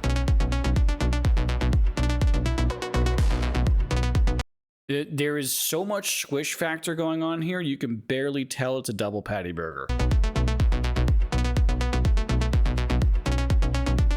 There's no shot there's 3, you know? Wait. Also, I knew this bun was going to look like dog shit as well. You want to know what it looks like? Don't tell me, do not say. Yeah, okay, you're correct on that one. Yeah. I was about to say, do not say it looks like T-Pain is made out of this burger. And I don't need that right now, okay? I need to know that T-Pain is safe and still alive, all right? That's what I need in my life. But, I'm going to be honest. Looks like they might have some potential on the amount of bacon they're using here. I repeat, it looks like they have some potential on the amount of bacon they have here. Yeah? That's looking good. That looks like a lot of bacon.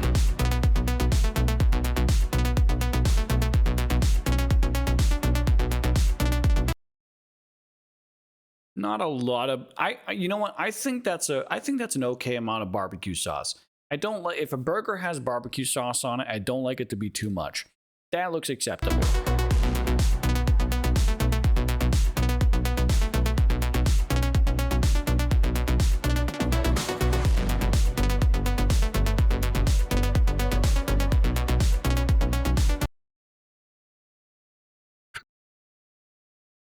Those patties look sad. Those burger patties look like they are depressed. I feel bad. I feel bad for those patties. Don't fart. You don't have to fart. She farted again. Okay. Well.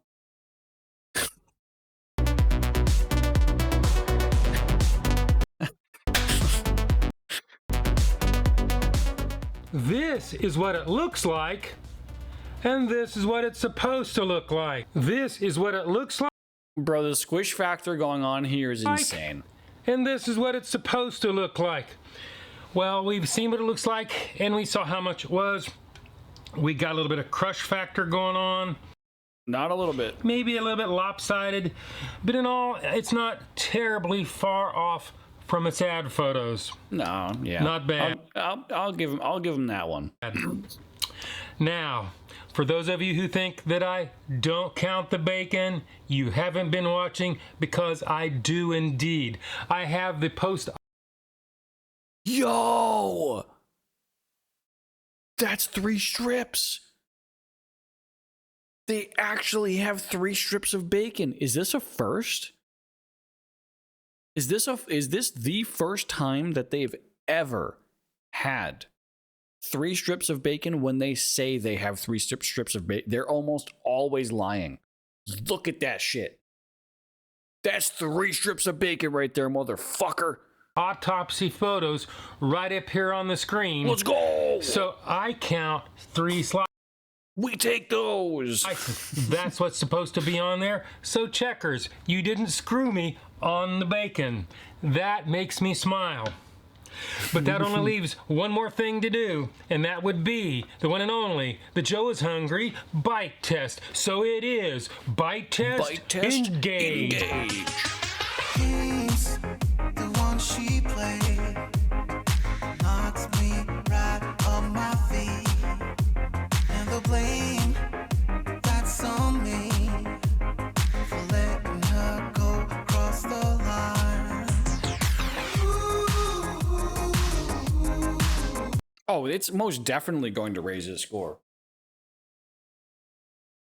You kidding me? With how rare this guy actually gets enough bacon on any meal that he gets, the 3 strips is definitely giving them bonus points. 100%. I've been feeling this way for some time.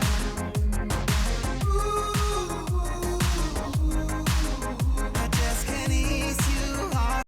Honestly, by looking at his face here, I have a feeling that he's tasting this burger as kind of mid. Probably not seasoned well.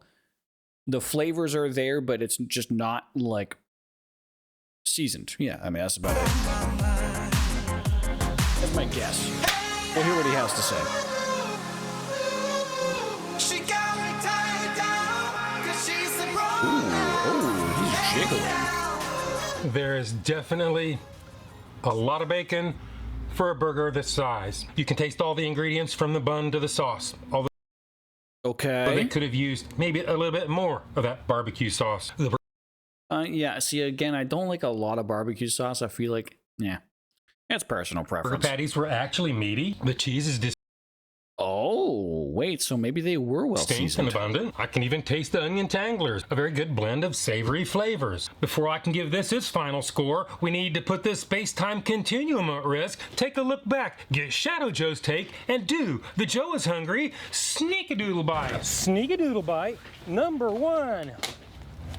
Sneak-a-doodle bite number 2. Sneak-a-doodle bite number 3.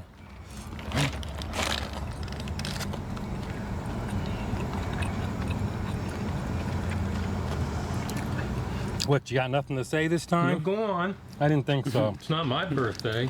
Anyway, it's actually very bacony, very salty.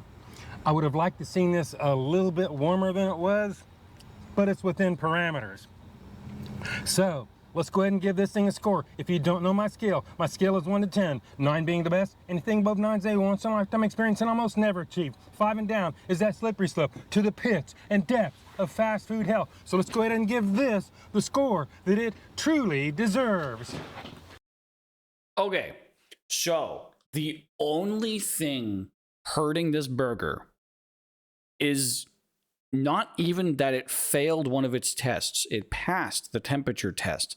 But Joe keeps saying it. He wishes these burgers were a little bit hot out of the window, a little bit hotter out of the window. But that is the only criticism that he can really find to say about this burger. Plus, the bonus points of having the appropriate amount of bacon on there. It passed every other test with flying colors. I think this is going to be pretty high. I'm going to say that my score is 7.1. I think he's going above a 7 on this one.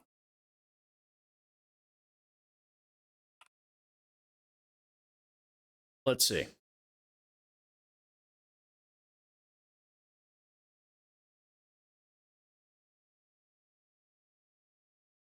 Okay, all right. Going with the 6.5. The patties did look depressing. That is true. They looked depressing. Apparently, they tasted pretty good. But we'll see. We'll see what Joe thinks.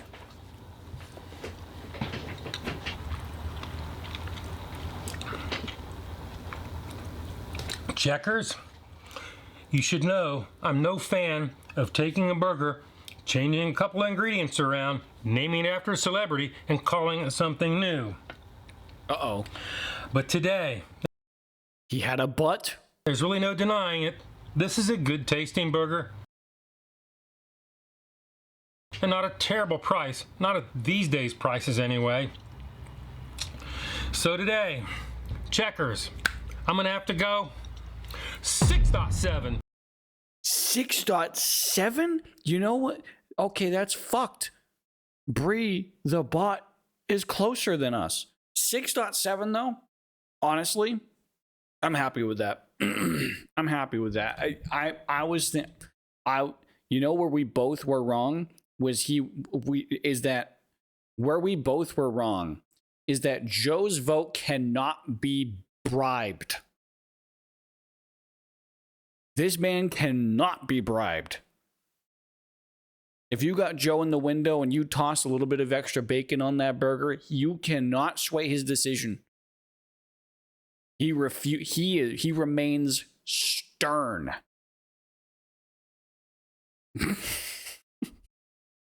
That's awesome, though. I love Joe. That is my number. This is my review. And hopefully I will see you in the next video.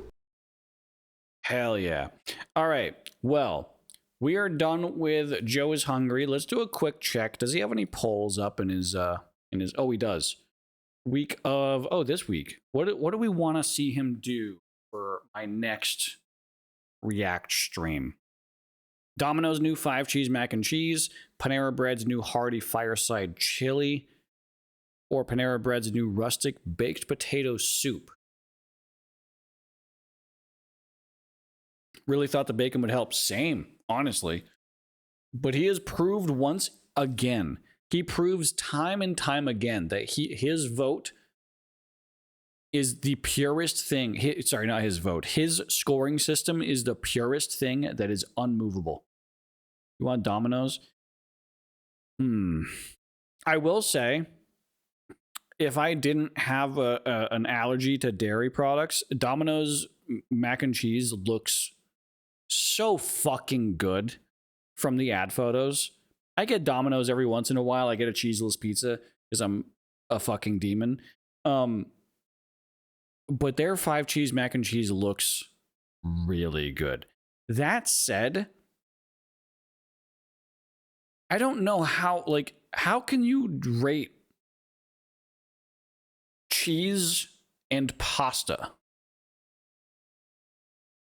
Like, that is ultimately a 2 main ingredient dish versus a baked potato soup.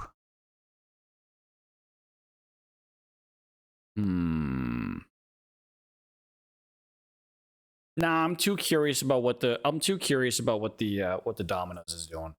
Oh yeah, undeniably everyone's picking Domino's. Okay, yeah. All right, fair enough. Fair enough.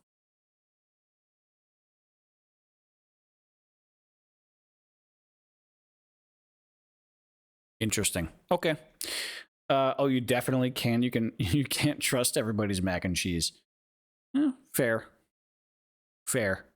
All right. Well, next up, we have a gauntlet of roll for sandwich videos to go through. However, it is about that time that I should take myself a little bit of a pee-pee break, so I'm going to go do that. I'm going to run a minute of ads or so while I go. If you are subscribed, then enjoy some clips in the meantime. Maybe also you take a moment to go to the restroom, grab a bite to eat. Who knows? I'll be back with you folks in a few minutes. Be right back. Like a minute or so. It's gonna be real quick. Be right back. See the fucking gap in the textures right in fucking front of you. How many twisteds? How many twisted teas are we in? Okay? How many fucking twisted teas are you gonna intake before you fucking realize you can't be gaming like this, bro? I'm gonna clip this. Guys, I'm ending stream. Go have fun in Dave's chat. Oh my God. I love how because I have the puppies on my See You Soon screen, but it's the same source as how this clip is currently running. It now just says See You Soon with code Miko in this pond. Okay, all right. I'm gonna clip that. S tier, give me that 5G wireless installation, please. I would much rather have cell phone signal than properly working semen. Okay? I do not need functional semen. I only need 5G signal for my cell phone. Please and thank you. Appreciate it. Sick.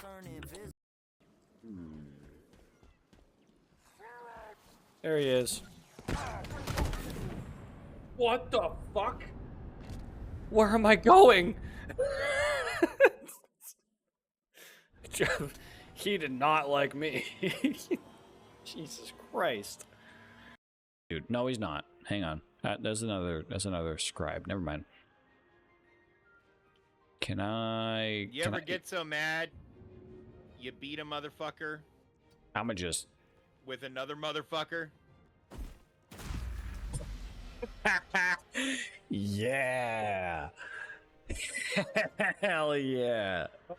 Fuck. Fuck. Did you That get was an achievement far for too that? Fun. Did you get an achievement for that? I didn't. Worst fucking team in hockey. Bard It's bad. bullets. Bullets equals fard. Fard? Bard equals Bard. Bullet equals fard. All right. Warnings, I'm 10 louder than toxic clouds. That'll be worse. We are back. I have reinitiated my 5G antennas, so my semen is now no longer working, as it should be, as it shouldn't be, rather. Fucking, I miss the tier list of everything stream that I did, streams, because I had to split it up into two. That was a lot of fucking fun. The tier list of everything was a lot of fucking fun. I hope I get to do something else like that at some point, because that was even just for me, that was very entertaining. Anyways, chat, let us get into Roll for Sandwich. We have 9 fucking videos to go over. Holy fuck. And you know what's been wild is dodging watching these videos on my own. Because I watch a lot of streamers that do like react portions to their streams that also react to Joe is Hungry and Roll for Sandwich. And my own personal algorithm also, like YouTube itself is like, every time I go to YouTube, YouTube is like, why the fuck did you stop watching these guys? Why you're supposed to be watching them. Why aren't you watching their newest videos? And I'm like, I can't watch it. It's been tough. It has been a hard time of me not being able to watch Joe is Hungry or Roll for Sandwich. So I'm so happy I finally get to do so. Anyways, without further ado, good let us afternoon, get into Roll for Sandwich. TikTok and beyond, and welcome to Roll for Sandwich, the series where I let fate decide my lunch. Let's go. Today's episode of Roll for Sandwich is sponsored by Lily Papers Library and their Roll for Reading box. Roll some dice the to set first one yourself we up get on a is blind date with a sponsored. new book. These blind boxes come with a mystery book, annotations. You know what? Okay, so historically, I've talked a lot about how Joe's rating system is much more scientific, whereas I forget what his name is. Roll for Sandwich's rating system is very, very like inconsistent. I think the reason why Roll for Sandwich's rating system is inconsistent is because he rates the sandwiches on a comparative basis rather than an isolated basis. Whereas Joe rates every single meal that he eats in an isolated form. He separates that meal from all other meals that he's reviewed on his channel. He does not do comparative reviews. He doesn't say this was better than what I had 2 weeks ago. Roll for Sandwich rates his sandwiches based on, well, the sandwich that I had on Monday was fucking terrible, and this one isn't as bad compared to that one, so we're going to rate it very high. I think that's why his ratings are a little bit more inconsistent and don't make sense over time, because they're all comparative. All right, let's get into it. Supplies, a recipe card, and other fun goodies like stickers and drink packets. And every box is finished off with the D20 Dum Dum roll. I love Dum Dums. See what book I ended up because I'm a Dum Dum with this time. All right, head to the link in my bio or to lilypaperslibrary.com to pick up your own box. All right, without any further ado, let's get rolling. First up, it's our roll for bread. 1 roll for each slice. All right. Okay. We're going to get 2 different types of bread in this sandwich. Rolling a D6 for each slice. 5 Italian and 6 pumpernickel. 1 slice is Italian bread. Another slice is pumpernickel bread. I'm going to say that's not a bad combo for right now. Well, my Italian bread got a little squished because it's... Oh, that is weird. If whatever sandwich he has is very acidic, then this is a pretty good from roll. a live show this past weekend, but I don't really mind because it kind of made it more the same size and shape as the pumpernickel. So I'm okay with it. And yes, I know that's not the kind of pumpernickel you have in Germany. It's American pumpernickel. All right, next up, let's roll for Maine. 3 olive loaf. Okay. Olive loaf as a main ingredient. Here's the thing. I know a lot of people are divisive on olives. My mom fucking loves olives. I've never really had olives before, so I have no idea if I like them or not. But I know people are very divisive. Either way, I think this is a good main. Olive loaf is bologna with olives cooked right into it. Yeah, bologna with olives cooked into it. I feel like that is a good combination. Usually these green pimento stuffed olives. It tastes like an even saltier version of bologna. Let's roll for some cheese. 2 Swiss cheese. Swiss cheese is going to add some creaminess to it. I feel like that's okay. I feel like Swiss cheese on this is okay. This isn't a bad roll here. It's got a very slight funkiness to it that I think pairs well with the pumpernickel. Yeah. Next up, let's roll for roughage. 6 green pepper and 7 lettuce. Green pepper and lettuce. Okay, it's going the direction that I was kind of hoping it would, which is very not very acidic, but it's getting there. I feel like the sauce is really going to make or break this, as it usually does. Also, we have wild magic to get through, but we'll see. We'll see what happens. I think that all in all, so far, this is a pretty good sandwich. Green pepper's not a bad roll either. It'll add a little bit of crunch to our sandwich, and its slight bitterness, I think, also goes well with the Swiss cheese. We're taking a short break from the homegrown garden lettuce today with this leftover iceberg lettuce from this weekend's live shows. Though not quite as tasty, it'll still add a nice freshness. All right, time to get wild with the wild magic roll. 7 peanut brittle.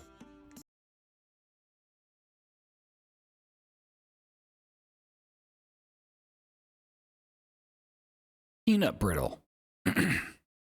He's putting peanut brittle in the sandwich. I feel like that's okay. It's just going to make it really crunchy with like a nutty taste. Like that. I don't know. That doesn't sound bad, at least. Well, the last time we got peanut brittle, I said that there was potential there when put on the right sandwich. I don't know if this will be the right sandwich, but it seems we are getting a chance to test that hypothesis yet again. Yep. And last but not least, it's the no, peanut butter and bologna is fucking dog ass. So I think that's gonna be bad. D20 sauce roll. Here we go. 6, Flavor Town. Guy Fieri's Flavor Town for a sauce. Back at it Interesting. again with his Carolina barbecue sauce. This vinegar-based barbecue sauce isn't bad. A little sweet. Yeah, okay. So vinegar-based barbecue sauce on pumpernickel sounds pretty good by itself. It's the vinegar with peanut brittle and then bologna. Those three flavors are going to clash pretty fucking hard, A little I think. tangy might actually be a good combination with peanut brittle. Let's get our sandwich closed up here. Get our toothpicks in to hold it together. And let's get it cut in half.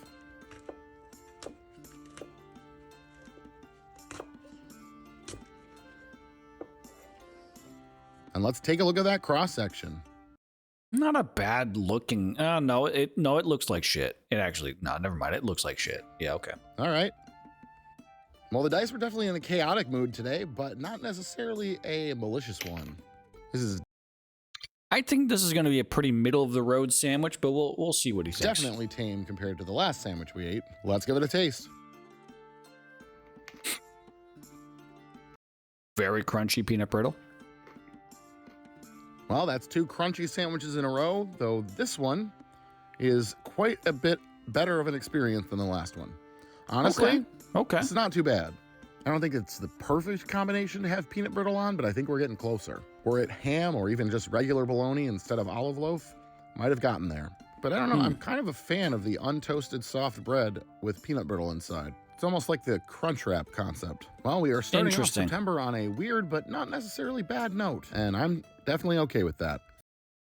All right. I think he's going to give this, and I'm just going to ballpark, honestly. I'm not, no, ballpark is the wrong word. I'm throwing a dart at the board because, as I just discussed, he kind of does things comparatively, and I forget what his last sandwich was. I'm going to say he's going to give this a 6.8.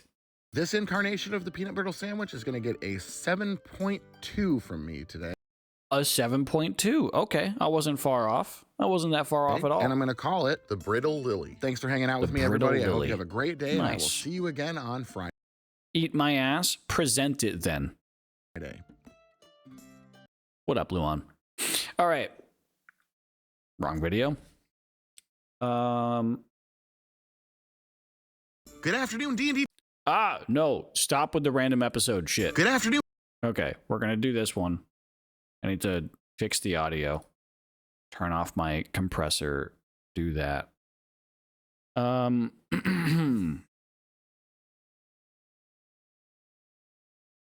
Get that sauce right. Okay, on to the next sandwich. We're on to a new sandwich.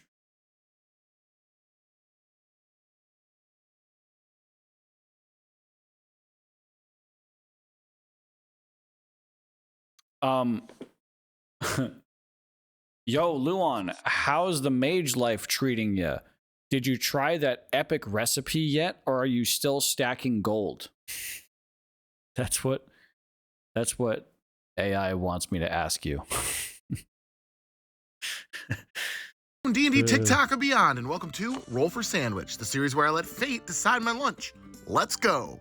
Today I'm going to be using this dice set inspired by the fighter class that I was given by a friend. Thanks. Let's get started with our roll for bread. 3, hot dog bun. Whether Hot dog you bun, believe okay. a hot dog is a sandwich or not, this will be a sandwich because by the end of this, I guarantee this won't be connected anymore. Next up, let's roll for main. 9, ham. Okay. Ham and a hot dog bun. A ham sandwich and a hot dog bun. That's pretty basic Definitely stuff. not the first time I've had ham on a leftover hot dog bun, and it probably won't be the last. Especially since, for some reason, there's always more buns in the package than there are hot dogs in the package. I fucking hate that. I fucking hate that. You always get like an 8-pack of hot dogs and a 10-pack of buns. Why can't they just fucking agree on a number? Why? Next up, let's roll for cheese. 6, Munster. Munster cheese, pretty good. You know, I really don't understand the argument about hot dogs not being a sandwich. I mean, look at this. This is basically a submarine sandwich right now. Just No. A hot dog is a... Oh, fuck. What is a hot dog? Hang on. Hang on. I need to consult with the text. I need to consult the texts. Hot dog. No matches. Oh, wait. Our hot dog sandwiches. Here we go. Classic sandwiches. Grilled cheese. Reuben. PBJ. Am I a sandwich? Hot dog. New York says yes. Oh, look at here. The Taxpayer Guidance Division. This bulletin explains what is considered a sandwich. Hot dogs, sausages in buns / rolls, etc. Then, okay, listen. The sandwich discourse is played out. We need to have a new discussion. Pop-Tarts are a kind of ravioli. Okay. The wars began. Yeah, this is okay. This is the origin. This is the origin of the cube rule. The sandwich alignment chart tried to bring order, but only chaos ensued. Then spake the holy prophet. You should try using the cube rule for identifying what you're eating. I fucking love the cube rule. Okay, so identifying dishes based on starch locations. Toast, sandwich, taco, sushi, soup / salad with bread bowl, and then a calzone. So by this definition, a hot dog would be considered a sandwich by using the cube rule. Toast, popular examples. Pizza is toast. Nigiri sushi is toast. Pumpkin pie is bent toast. A sandwich, popular examples. Quesadilla, toast made with made and photographed by me that he put another slice of bread in between two. He put toast in between 2 slices of bread. Victoria sponge cake, also a sandwich. Oh, never mind. That's right. Okay, I forgot about the taco example. A hot dog is a taco. Okay, so roll for sandwich is a lying, thieving son of a bitch who is trying to pull the wool over our eyes and make us believe that a hot dog is a sandwich when in fact a hot dog is a taco. The cube rule doesn't lie. The cube rule is everything. Smaller. Next up, let's roll for our roughage. 5 fresh dill and 9 sport peppers. The dill. Fresh dill and sport peppers on a ham and cheese hot dog sandwich. Taco.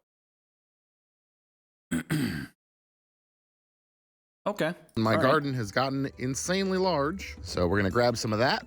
Fun fact, dill is an anti-flatulent, and because of that property, Russian cosmonauts recommended using it on space flights to preserve the air quality in the spaceship. Sport peppers are a particular variety of medium green chili that are actually kind of hard to find outside of Chicago. They are one of the classic Chicago hot dog toppings. So if you've ever had a authentic, fully loaded Chicago dog, it probably had sport peppers on it. I feel like my use of a poppy seed bun summoned these. All right, let's get wild with our wild magic roll. 4, silence for 3 episodes. No shot. No shot he's actually going to be quiet for 3 episodes? No, that doesn't mean I'm not going to talk for the next 3 episodes. Oh, that means he can't use spells or cantrips. Oh. Silence in this case is a status effect that means I can't cast spells for the next. Oh, okay. Maybe he can still cast cantrips. 3 episodes. No bailouts, no toasting bread. 3 episodes of take it as it lies. Wait, toasting bread is a cantrip. Okay, so he can't use cantrip. Oh, okay, interesting. And last but not least, it's the D20 sauce roll. Here we go. 4, wasabi sauce. This is thankfully not straight wasabi. It's more of a wasabi mayo that's made for sandwiches or dipping. It's pretty That is a lot of wasabi. tasty, but definitely a sinus clearer. Let's get our sandwich closed up here. Taco. It's not a sandwich, it's a taco. Get it right. I am gonna do my best, but yep, it's already ripping. Okay, let's get our toothpicks in here to hold it together as best we can.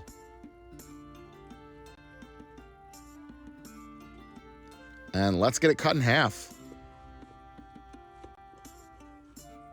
Let's take a look at that cross section. All right. Well, things went a little wonky at the end, and we've got a curse to deal I think he put way too much fucking dill on that. with now for the next couple days, but this might be okay. Let's give it a taste. Yeah, I mean, not too bad. It's just kind of a augmented ham and cheese. That wasabi sauce definitely packs a punch, clears out the sinuses. I'm a fan of using up leftovers, so I don't mind that we had a hot dog bun, especially since this one's nice and fresh. The dill just kind of melded into the taste of the sport peppers. And though that wasabi sauce is tasty, I think I would have preferred something else here. Something that was more of a contrast to the sport peppers. All in all, though, it's not a bad way to end the week, other than the implications of what I'm going to have to deal with because of that curse. As it stands. Right. Okay. I think... Fuck it. I'm going to go with the same number I said for the last one. 6.8. Though I think this one gets a 7 from me, and I'm going to call... Okay. I'm getting closer by not moving a fucking inch. All right. He said a 7.0. I said a 6.8. I was close. Call it the Cosmonaut Dog. Thanks for hanging out with me. I hope you have a great weekend, and I will see you again on Monday. Cool. All right. Next. Whoops. I just fucked up my OBS a sec. A hot dog being called anything other than glorious is just wrong. I'm sorry. I like my hot dogs as much as the next person. I wouldn't call a hot dog glorious.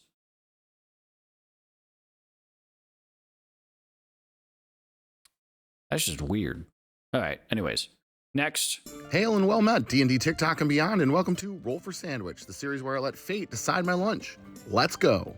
Today, Roll for Sandwich will be coming to you from the Michigan Renaissance Festival. I will be using only foods available on the grounds and seeing what kind of sandwich the dice will make out of them. Oh, that's interesting. It's like whenever he does like a fast food episode. Curse from Friday is still in effect, so whatever we roll is what we get. Hopefully it's a good one because I'm going to be sharing this with the king. All right, let's get started with our roll for bread. 5, chapati. Chapati is an unleavened flatbread originating from India. Okay, starting with chapati for bread. By rolling this today, we have the second sandwich in a row on hinged bread. It's a taco. It's not a sandwich. Next up, let's roll for main. To be fair, when the hot dog roll split down the middle, it then became a sandwich. 5, Scotch eggs. Scotch egg is a dish from England consisting of a hard-boiled... What in the fuck is that hairy monstrosity? ...boiled egg surrounded by sausage and breadcrumbs and deep fried. Kind of I don't like that. Scotch eggs? I don't like those. a nice little breakfast. I have just decided, I've never seen these before in my life. I've never had them before in my life. I have just decided I don't like those. Should make... They look like deer testicles. Don't ask me how I know what deer testicles look like, but they look like deer testicles. For a pretty good sandwich so far. Next up, let's roll for cheese. 5, Swiss. Okay, some Swiss cheese is fine. That's the third 5 I've rolled in a row. I mean, that's okay with me. The sandwich is shaping up to be pretty great so far. I guess let's move on to roughage. And we've got 5, tomato. So far, looking like it's a pretty basic sandwich.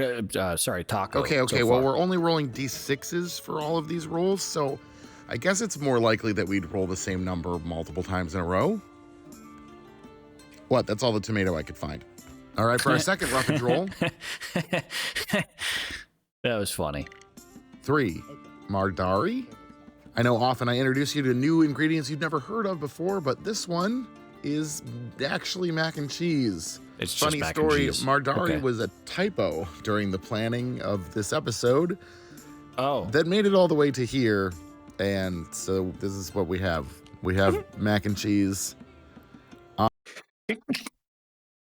Oh. Excuse me. I had to sneeze. On our sandwich, but say bless you, or else I'm gonna die. That's okay, because it looks like it's gonna be good. Next up, we're rolling for sauce. 5 Boom Boom sauce. Boom Boom sauce. Boom Boom Hell sauce yeah. is essentially a spicy mayo. It's usually mayo mixed with some kind of chili paste, maybe some mustard, maybe some ketchup, but it varies depending on where you get it from. Honestly, I think this is a pretty good capstone to this sandwich. A little bit of spice and acid to cut through the cheese should work pretty well. Today, we're finishing things off with the Wild Magic Roll. 4 Crowned. And so this humble sandwich was elevated to that of royalty. Okay, that's a bullshit Wild Magic Roll. And we added the last ingredient that we needed, which was some kingly sweat to season our sandwich.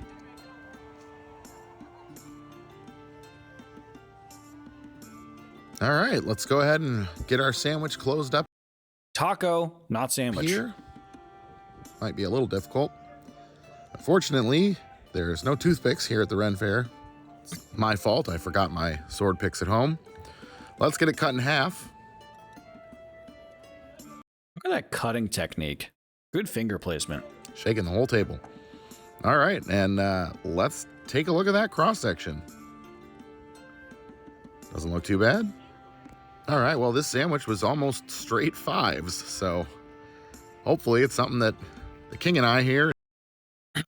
Hang on, I need to correct this. This is bothering me. The cube rule deems that any food that is surrounded on 3 sides by a starch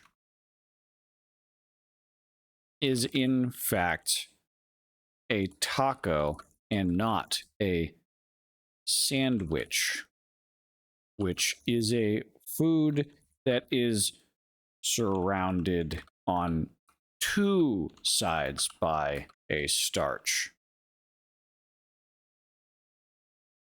Other examples of a taco include hot dogs. Hang on. Let me go to the Cube Rule website again. Hot dogs. Okay. Sub sandwiches. Oh, wait, no, we can't. Okay. Subs / hoagies. Hoagies. And a slice of pie.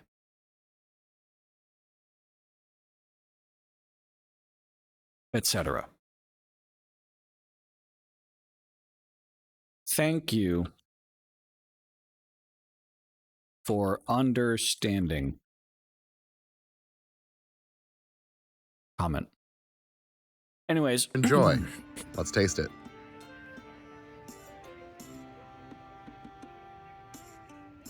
Yeah, this is pretty good. I think the flatbread was a good vehicle to both hold mac and cheese and Scotch egg together and make it still edible. That Boom Boom is spicy, but it cuts through things nicely. I think I'm gonna go ahead and give this one a 9 point. Oh, fuck, I forgot to pause it. Well, all right. He rated it a 9.5. Sorry. I was too distracted. My brain was still dealing with the fact that I just commented about the cube rule.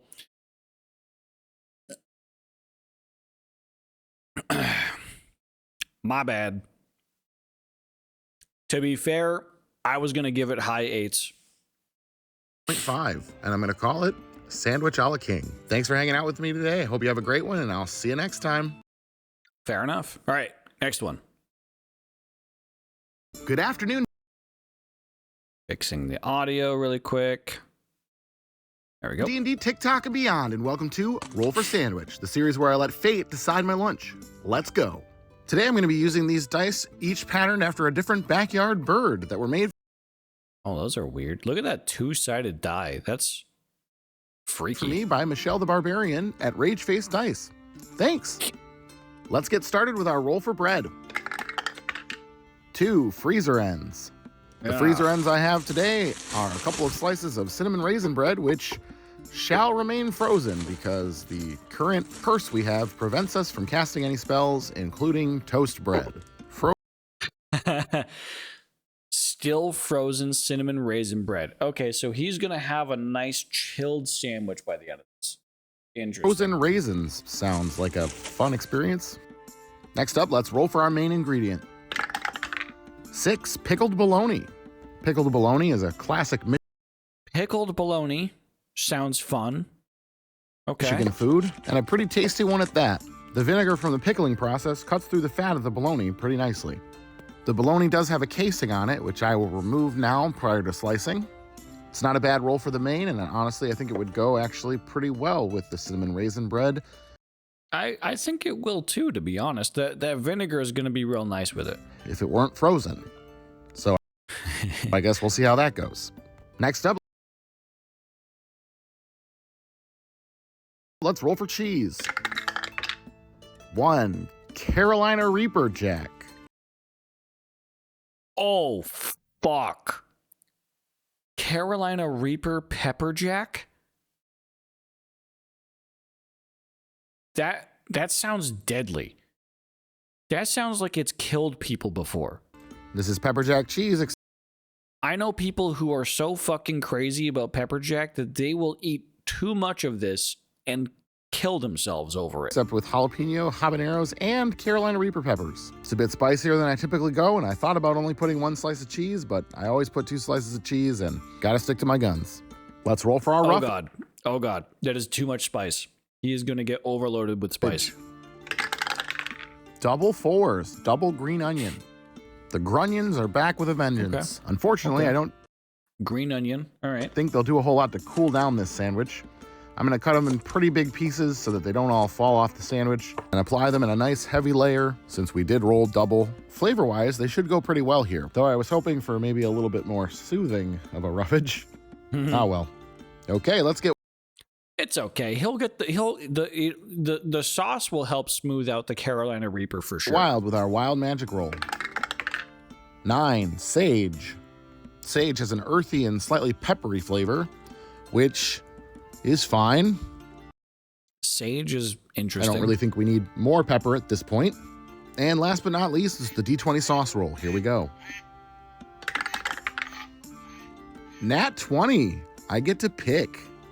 All right. Well, you know I got Kewpie mayo. Every time.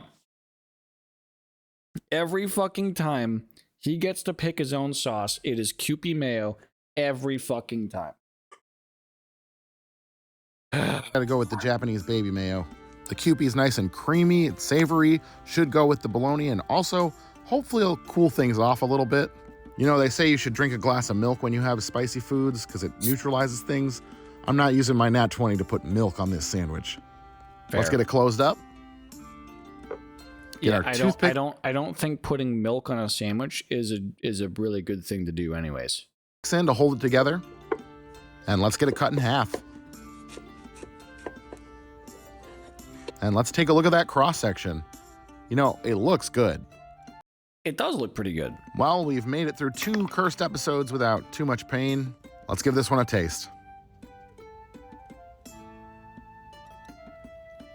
Well, I can say it is spicy. Luckily, though, the bread seems to have mostly thawed. It only takes about 5 to 10 minutes to make the sandwich, but single slices of bread actually thaw pretty fast. That being said, flavors go together really well, but man, that heat really gets you. Definitely thankful for that mayo to help cool He's chugging that things drink. off. And the pickled bologna cuts through really nicely. It's actually got a great flavor altogether. He's fucking dying. My man's out here fucking look at that face. That is the face of someone who is about to fucking die. With fresh bread and maybe a less spicy cheese, this one would be up there. But as it stands, I think it's going to get dinged a point or two. If you Okay. I think he's going to give this like a 5.2. choose to make this one at home, I advise having some antacids on standby. I'm going to give it a 7.3 to He rated that way too high. I'm just going to fucking say it. My man says he also says he hates spice. Both Joe and Roll for Sandwich fucking hate spice, right? How are you going to rate a sandwich a 7.3 when you hate spice and the majority of the sandwich's flavor profile is fucking Carolina Reaper? I call bullshit on that. All right, whatever. We'll move today, on. and I'm going to call it the Carolina Wren. Thanks for hanging out with me today. I hope you have a great day, and I will see you again on Friday. All right, we got one more episode of him being silenced. Good afternoon, Let's see what happens. I get another sneeze brewing, too.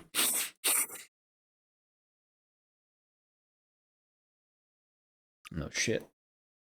My earbud is dying. Reloading.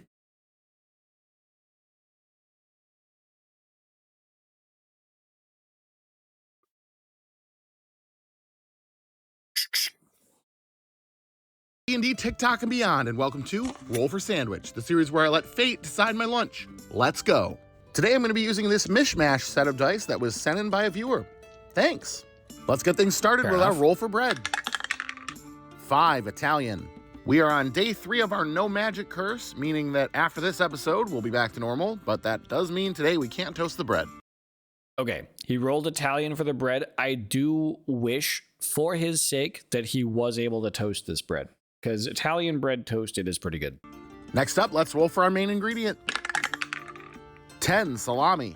It's been a minute since we've had salami, so I'm okay Salami on Italian.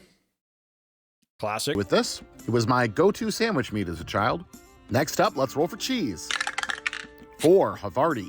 Not a bad pairing with salami. Havarti and salami Havarti both is have a a little good bit pick. of tanginess to their flavors, so this will be okay. All right, let's roll our roughage. 3 red onion and 5 fresh dill. All right, let's go ahead and get our red onion cut up. Again with the fresh dill, and I feel like he's still going to overdo it with the dill. And then he's going to comment at the end about how the dill, like, cut through the flavor or some shit, and it's just like, come on. Just go lighter on the dill. It's not hard.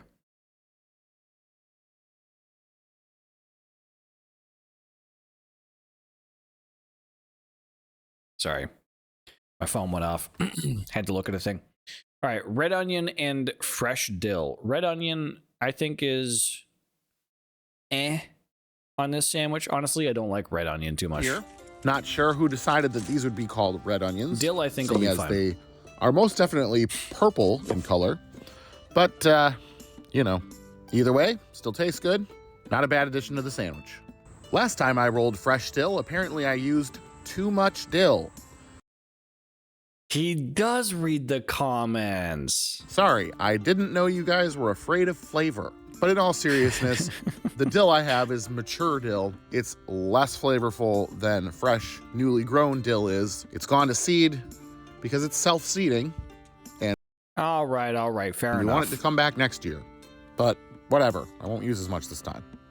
All right, let's get wild with our wild magic roll. Are you kidding me? 4. Silence for 3 episodes. I can't.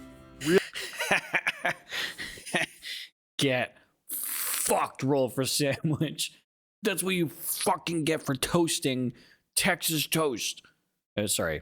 Actually, no, you're supposed to toast Texas toast. What was it that he was toasting that I was like, no. I forget. There was something that he was toasting that whatever, doesn't matter. Really? I was literally it was potato bread. 1 roll away from freedom, and I rolled the silence curse again. The dice are just laughing at me at this point. Yes, sir. All right, last but not least is the D20 sauce roll. Here we go. 8, pineapple salsa. This pineapple sauce is from Colombia. We had it on the show a few times last season. It's pretty good. It's a little sweet, but not like crazy sweet.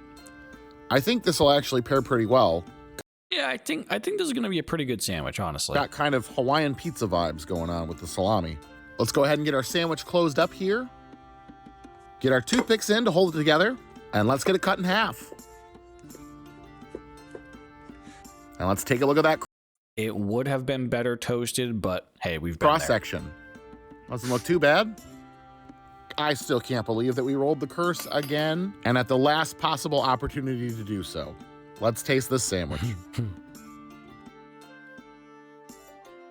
Yeah, pretty much spot on with that Hawaiian pizza vibe, just minus any sort of tomato sauce element. But the tangy cheese and fatty salami go really well with that pineapple sauce.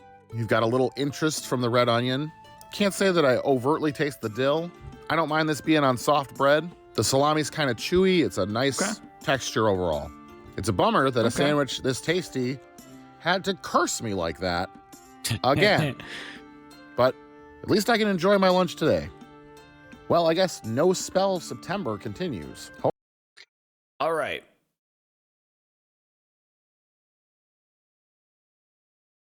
What do I think he is going to give this sandwich? I think he's going to go pretty high with this sandwich. I'm going to say 8.3. Hopefully it doesn't last the whole month. It's a pretty good sandwich, though. I'm going to give this one an 8.2, and I'm going to call it the Recursion. He gave it an 8.2. I was so fucking close. I'm going to call it a win. I'm going to take that W. I'm going to take that W. That's pretty damn close. Thanks for hanging out with me today. I hope you have a great day, and I will see you again on Monday. All right. Don't worry, folks. We have 4 more Roll for Sandwich videos to go through. Next. Good afternoon. We are halfway done. We are halfway done with Roll for Sandwich. All right. Let's see what we got here. D&D, TikTok, and beyond, and welcome to Roll for Sandwich, the series where I let fate decide my lunch. Let's go. Today I'm using the Grand Con 10th anniversary dice set that I got at Ooh, those dice look tasty. Grand Con a couple weekends ago. Let's get things started with our roll for bread. 5 Italian. Got a couple rolling Italian again. Slices of slightly squished Italian bread, but that's okay. They'll still taste exactly the same. And before I get comments about mold or something, it's a bubble. It's a hole. It's just a hole. Fair. All right, let's roll for Maine. 9 ham. Got some smoked ham today. Nice and salty and savory. Smoked ham. Okay. Smoked ham on Italian. Pretty good combo. So far, things are looking pretty good. Next up, let's roll for some cheese. 5 extra sharp cheddar. I'm a big fan of sharp cheddar. It should go well with the ham. Yeah. We are, dare I perfect pairing with a ham, honestly. say it, on a roll today. Next up, rolling for roughage. 4 green onion and 9 sport peppers. I've really come to enjoy green onion on a sandwich. Get that nice little oniony flavor without it being too strong. Once again, I'm cutting it into fairly large pieces so it doesn't roll off. Green onion and sport peppers. I think the sport peppers are kind of mid for a choice, but the green onions are a pretty good sandwich. Starting to get a little low on our sport peppers here. These are medium green chilies that are a part of the classic Chicago-style hot dog recipe and are kind of hard to find outside of Chicago. They add a nice punch of acid to the sandwich and just a little heat. Hopefully I can find a new jar when these run out. Pretty banger roughage roll. All right, let's get wild with our wild magic roll. Watch him get a 4 again. Nat 20, I get to pick. Let's see here. I think Nat 20, I get to pick, and then he just manually chooses silence for 3 turns. I'm gonna go with these BLT flavored potato chips. He had an opportunity to do the funniest shit ever, and he didn't take it. Potato chips add a nice crunch and a little salt to a sandwich, and I just like the idea of putting sandwich flavored chips on a sandwich. That is hilarious. That I'll give him that. This is equally hilarious. I've been waiting to do this for a while. BLT chips on a sandwich. There we go. Okay, and last but not least, it's the D20 sauce roll. Here we go.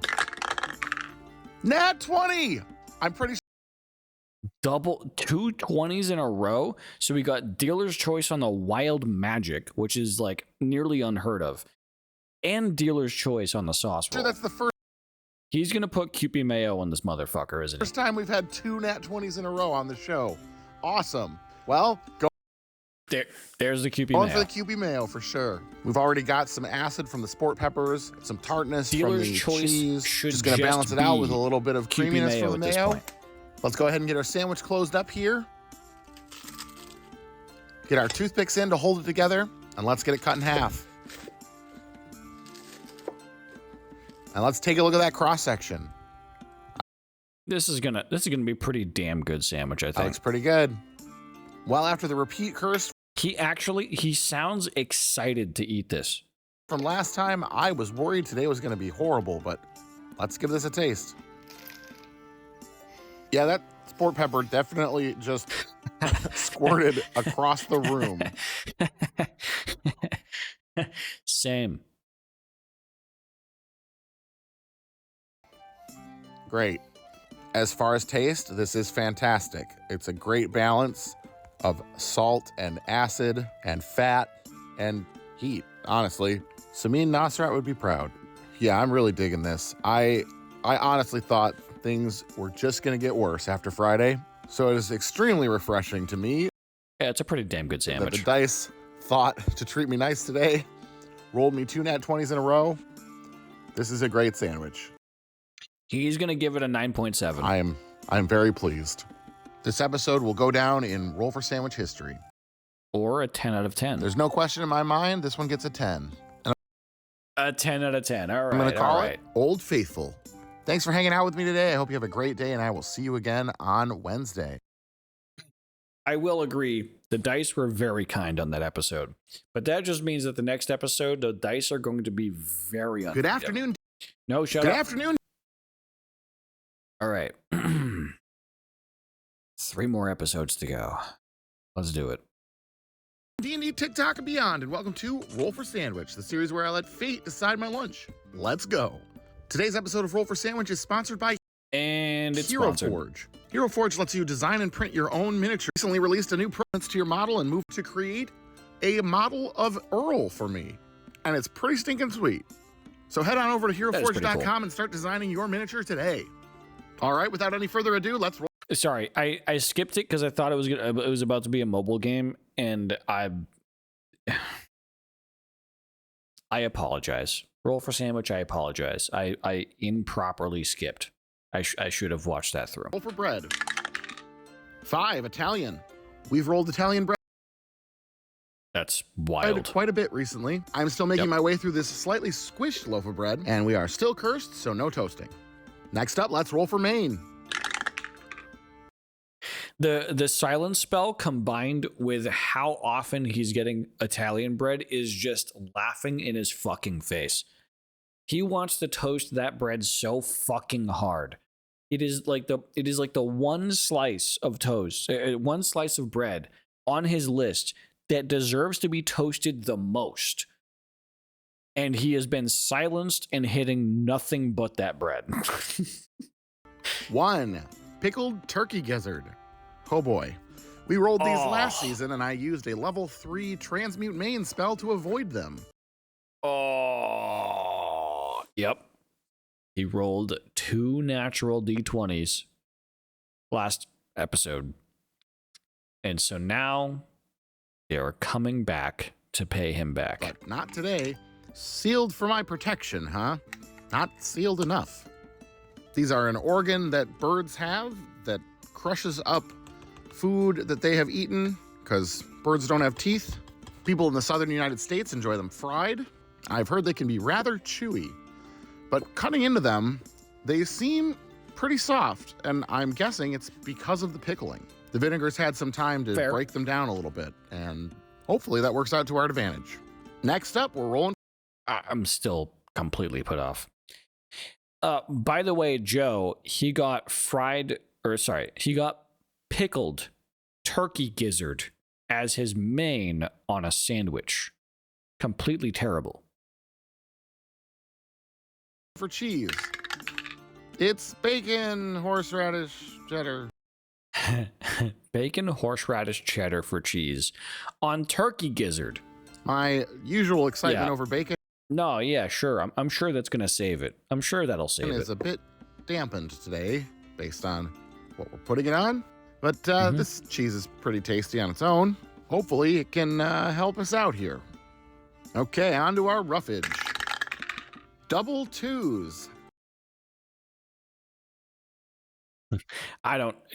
He didn't, to be fair, Joe, he didn't think it would save the flavor.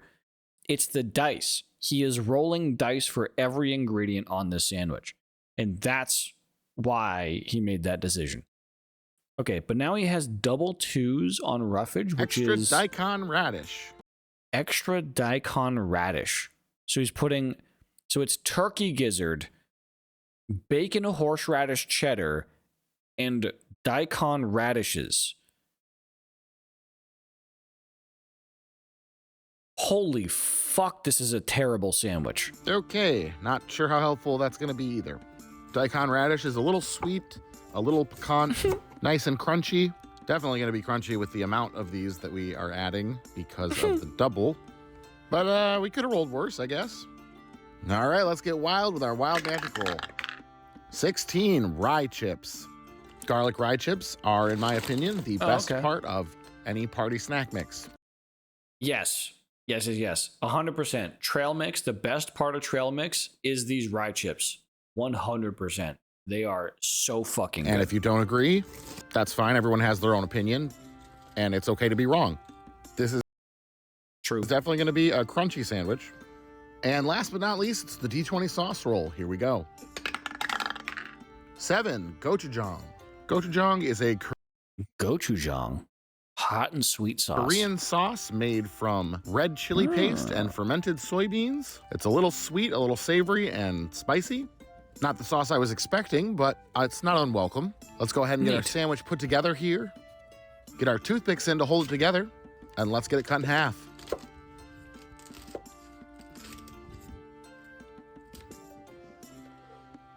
And let's take a look at that cross section. Oh. Okay. Oh, those. Oh. I almost want to gag. Thinking that he's about to eat turkey gizzard, I almost want to gag. Well, the sword of Damocles has finally fallen. And now we get to find out whether I made the right call using that spell last season or not. You definitely made the right call. Let's give this one a taste. Overall first impressions is it's kind of weird, but honestly, I don't feel like it's that bad. Tastes like dark meat turkey and vinegar. And pickled, this kind of has the texture of like a roast. It pretty much falls apart. I don't know. I mean, I wouldn't set out. I don't believe you. Out to make this sandwich on purpose, but it's really not the worst thing in the world. The turkey. Go play Fortnite. Gizzards taste a lot better than they look. Well, I think that this is a sponsored episode and he's only going to rate this high because of a sponsored episode. I think he's going to give it a 6.4. Well, now I can rest without a sense of impending doom, at least for now. I'm going to go ahead and give this sandwich a 5.2. Oh, thank fucking God he didn't rate it a 6.2 or 6.4. I was praying he did not go above a 5. You got a 5.2. I'm happy with a 5.2. And I'm going to call it Turking Gizzard and the Sandwich Wizard. Thanks so much for hanging out with me today. I hope you have a great day, and I will see you again on Friday. All right, next, we have 2 more to go. Good afternoon, D&D TikTok. Watch him roll silence once again at the last possible minute. Last possible opportunity. And beyond, and welcome to Roll for Sandwich, the series where I let fate decide my lunch. Let's go. Today I'm going to be using these green, blue, and purple. Ooh, those are cool looking dice. That were given to me by a viewer at GrandCon. Thank you. Let's get started with our roll for bread. 1, roll for each slice. All right, rolling 2d6 for 2 different slices. 2 freezer ends and 6 pumpernickel. So one end is going to be. It's our last day of the no spell curse, and Wait. so What is he choosing as freezer ends? it's fitting that we rolled some frozen bread that we will not be able to toast, but at least it's only one slice. And truth be told, it seems to thaw out on its own pretty fast. So we've got one frozen slice of Hawaiian bread, and then Okay. Frozen slice of Hawaiian bread and some pumpernickel. I think that's a good pick. one fresh slice of American pumpernickel bread. Starting off with a weird vibe. Next up, let's roll for our main ingredient. 2 canned smoked trout. Never mind, this sandwich is terrible again. Canned smoked trout as a main sounds terrible. I do not have the best track record with tinned fish on this show. I have a hard time with really fishy flavors. I can handle canned tuna, and I've had some salmon that was all right, but I've also had a lot of things that made That just okay. Him cracking open this thing just reminds me of surströmming, surströmming, which is the worst type of fish that there is. some of the worst sandwiches It's Norwegian. on the show, in my opinion. This smoked trout in lemon and black pepper looks okay. No heads or fins. You know what? Trout actually isn't that bad. In lemon and pepper, lemon on fish is pretty damn good. I don't think this, as a main, is a terrible pick, but it all comes down to what everything else in the sandwich is. Or anything that you get with the very small fish. So maybe it'll be okay. We'll find out. Next up, let's roll for our cheese. 5 extra sharp cheddar. Oh, cheddar on fish? Oh, that's a bad pick. Also Oh, known that's as mature cheddar. This is aged cheddar Nope. No, thank you. with a bite to it. We'll see if it goes with trout. Okay, rolling for roughage. 8 tomato and 11 none. Tomato and fish. Okay, there's nothing wrong with Well, that. tomato is one of my favorite sandwich toppings, so this sandwich at least has that going for it. But as of right now, it's still pretty hard to predict how this is all going to work together. All right, it's time to get wild with the wild magic roll. 6 marshmallow bits. These mini marshmallows are the type you might add to a cup of hot cocoa. Marshmallow bits. Oh, God. I'm being reminded of the one time that he got fucking cotton candy as a wild magic roll. And it was jalapeno cotton candy or some shit like that. It was fucking abysmal. Marshmallow bits, I don't think are gonna go as terribly, but that's still on this sandwich. That's a fucked up pick. They have the firm texture of cereal marshmallows. Goody. And last but not least, it's the D20 sauce roll. Here we go. 10, salad cream. Salad cream is a condiment from the UK. It's similar to mayonnaise, but made with a higher concentration of vinegar than oil. It tastes Salad cream. a Interesting. little bit more like Miracle Whip, but it definitely has kind of its own thing going on. Wait. If it tastes like Miracle Whip, I can't have Miracle Whip because I'm pretty sure Miracle Whip. Wait, hang on. I love Miracle Whip. Does Miracle Whip have dairy? It doesn't. Why the fuck don't I have Miracle Whip? God damn. Probably not the worst thing to roll with fish, and it should go with the tomato. All right, let's get our sandwich closed up here. Get our toothpicks in to hold it together. Because you a bitch. Okay. And let's get it cut in half.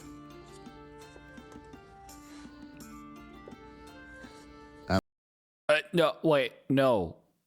Joe, they are not combining turkey gizzards and trout. These are two separate sandwiches.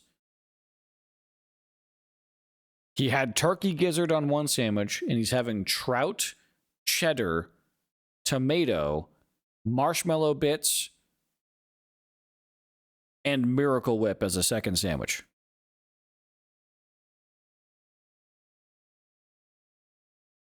This isn't This is a different Okay. All right. Let's take a look at that cross section. All right. Well, we seem to still be dealing with the fallout of our double nat 20s on Monday. First the turkey gizzards, and now this. Let's taste it. At least you didn't get another silence. Well, the good news is it's not very fishy tasting. Of all the tinned fish I've had on the show, what was in his glasses? And let's take a look at that cross section. All right. What is in his... Do you guys see that? He has like a piece of paper stuck in his glasses. Well, we seem to still be dealing with the fallout of our double nat 20s on Monday. First the turkey gizzard. Okay, that could be a reflection. And now this. Let's... No, that's not a reflection. What the fuck is that? Taste it. Well, the good news is... And it disappears. Watch, it disappears in the next edit. It's not very fishy tasting. It's gone. What the fuck was that? All the tinned fish I've had on the show so far, this is probably the best I've had. It is kind of mushy and doesn't play great with the rest of what's going on here. The marshmallows are not a fun texture and just really add little pockets of sugar, which never seem to play nice with fish. The salad cream is fine. Like I said, probably not the worst thing I could have rolled, but all in all, it's kind of fallen flat. For starting off with mismatched bread and tinned fish, though, it's quite a bit better than I expected. Still not great, though. And with that, we have cleared out our cursed episodes. At least the no spell curses. I'm going to give this sandwich... Right. Oh! I got it. I got it just in time. I think I was zoning out, so that's a good thing that I caught that. I think if he could pick up on the fishy flavor, it would have been a lot worse. But because he couldn't, I think he's going to go kind of middle of the road, a 5.4. It's a 2.9. Oh, never fucking mind. I'm going to go chop my arm off now in penance for how much I have missed this rating. Good Lord. And I'm going to call it a shadow of a trout. Nice. All right, Earl, time for a snack. Good mimic. Thanks for hanging out with me today. I hope you have a fantastic weekend, and I will see you again on Monday. All right, next episode, and I guarantee you he's going to toast the fuck out of this bread. Good afternoon, D&D TikTok. Hang on, fixing the audio. And beyond, and welcome to Roll for Sandwich, the series where I let fate decide my lunch. Let's go. Today I'm going to be using these amber-colored dice with little gears inside that were sent in by a viewer. Thanks. Nice. Let's get things started with our roll for bread. 4, frozen French toast. Well, I appreciate that the dice waited until after our curse was over to roll this. So frozen French toast, and yep, I called it. He's absolutely going to toast the fuck out of that I bread. will be using the toast bread cantrip to warm these up. All right, we've got some thawed French toast ready to make into some kind of sandwich. Next up, let's roll for main. 3, tuna.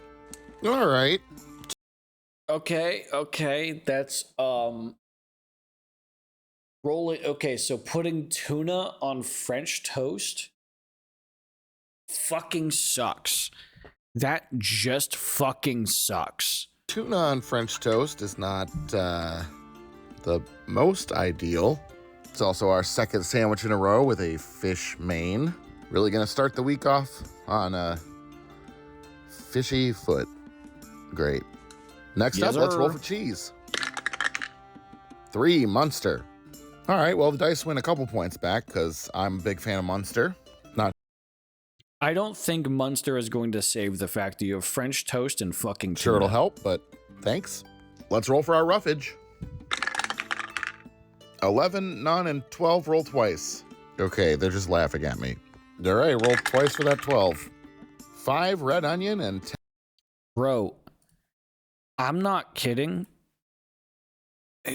I have had, this past week, I have had the single most viewed Twitter post that I've ever had, ever.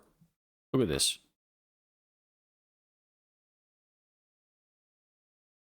30,000 views. I've had 30,000 people view this tweet. And it was about all the shit that happened at TwitchCon relative to kick streamers.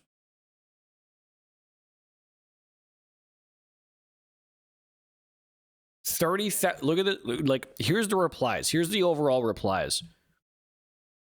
Right? 38,000 views, 30,000 views, 33, 24, 12, 21. I am the tied for third most viewed comment under Tecton's post. That is wild. Sorry. Anyways. 10 pickles. Right. That is, by a factor of 3, my most viewed post of all time. Onion's not a bad roll here. Should give us a... Prior to that, my most viewed post was like 9.8 thousand views. A slight crunch and some nice flavor should go well with the tuna. At the very least, it'll add some nice color to the sandwich. Now, pickles are definitely a good roll. When I make tuna salad, I usually include relish or pickles. The acid and crunch work well with the tuna. Things are looking up a bit. Let's get wild with our wild magic roll. 12 pepitas. Pepitas are the seeds of specifically the oilseed or Styrian pumpkin varieties. They naturally do not have a hull, and that's why they look different than the ones you get when you carve a pumpkin. They are harvested to be used in all kinds of ways, from making pestos to topping salads to just eating raw or roasted. They kind of do look kind of tasty, though. I'm fucking with They this. provide a nice nutty crunch, and honestly, I'm game to have them on this sandwich. All right, and last but not least, it's the D20 sauce roll. Here we go. 15, Heckler hot sauce. Heckler hot sauce is a cayenne-based hot sauce similar to Frank's Red Hot. Taste-wise, I think this should go great on this. Dude, Frank's Red Hot is good. I don't know why Tabasco sauce is just so much fucking hotter. So I was hoping for a sauce with a little bit more substance since we've got that dry tuna. Let's go ahead and get our sandwich closed up here. Get our toothpicks. Living in Maine, Frank's Red Hot is literally on every single dinner table in Maine. It's like when you buy a dinner table from a furniture store, it comes with Frank's Red Hot. Most of the time. Then to hold it together, and let's get it cut in half. And let's take a look at that cross section. God, that tuna looks fucking heinous. Okay. Well, Monday's gonna Monday, I guess. Last week was a fluke. Though it seems like maybe the dice tried to rally in the second half. I guess we'll find out. Let's give it a taste. Honestly, taste-wise, it isn't terrible. The French toast is a little sweet for this application. Honestly, the texture's getting me more than anything. You've got that dry tuna on top of that very eggy, soft French toast. Just ends up kind of being a lot of mush. The hot sauce and the pickles, the vinegary element. He even toasted it. He even toasted that mush, and it's still mush. Kind of did pull the flavor up from where it would have been, but I don't think it was enough. I've definitely had a lot worse sandwiches on this show, but this one really isn't. I got it. I got it in time. I think is going to give it a 5.8. Much. It's a 4.7, I think, today. And I'm going to call it the Blue Monday. Thanks for hanging out with. That was very close to another thing called the Blue X and had to do with breakfast food. Don't look it up.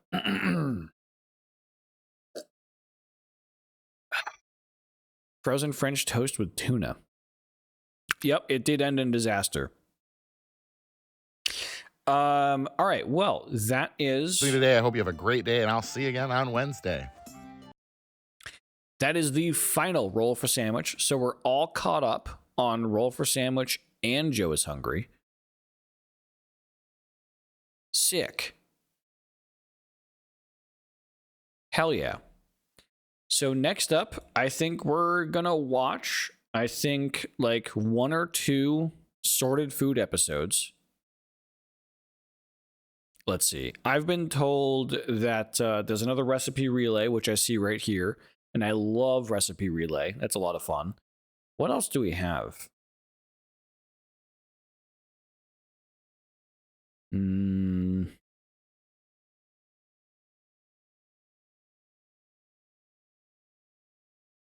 Ooh, another TikTok food trends video. Maybe. We'll see how I feel and how long this this recipe relay takes. Before we get into it, I need to go pee-pee. So I'm going to take a quick little break, just 1 to 2 minutes. Ads are starting soon anyways, so I'm going to take a moment to have an ad break and chat. I will be with you guys in a few. So be right back. Oh, Zach, it's broken. No, it ain't. It'll get there. It takes a sec. Potential to be a big record. Text to voice. Oh yeah, I guess you could do that. I was thinking something along the lines of every word spoken in my chat, I could convert into Morse code and then play that Morse code straight into a vibrator in my butthole. And then I would obviously know Morse code, so then I would be able to translate it back in my head. Anyways. Backwards long jumps went well, and thanks. Contract hours got you reaping end of the month. It's a long stream, everyone. Aw, look at her. Oh, she's snoozing. She's a snoozer. Jammies. I love the Jammies emote. That's such an adorable emote. Anyway, yeah, new stream song. It's poggers. We like it over here. Look at this. Only 14 dislikes. You can't hate on this song. These are all bots. You can't hate. Your fault. It's like the reason why you spend 12 hours a day jerking off to furry porn for animals that don't exist isn't because there's something wrong with you and you need to get a job. No, it's because of capitalism and Donald Trump. Like the reason why you can't get a so I've got so this is 100% correct. Donald Trump equals 12 hours of jerking it to furry porn, right? That's what we've come to the okay, yeah, cool. All right. Just wanted to make sure. Just wanted to. And they're like fucking nonstop. They are on their own talking about how they want to compete with each other in fucking Beat Saber. Feels good man, Wummies Opiop, Wummies non Wummies Craigasm, Wummies feels good man, Wummies PugChamp, Wummies hey guys, Wummies PugChamp, Wummies Craigasm, Wummies PugChamp, Wummies Vape. I'm going to go ahead and mute that for a sec because I'm telling a story. That was. I'm going to do a thing, if I may. What are you doing? Just going to put something there. You know what? Perfect. Perfect. I'm curious if this is going to actually work. It did. Let's go.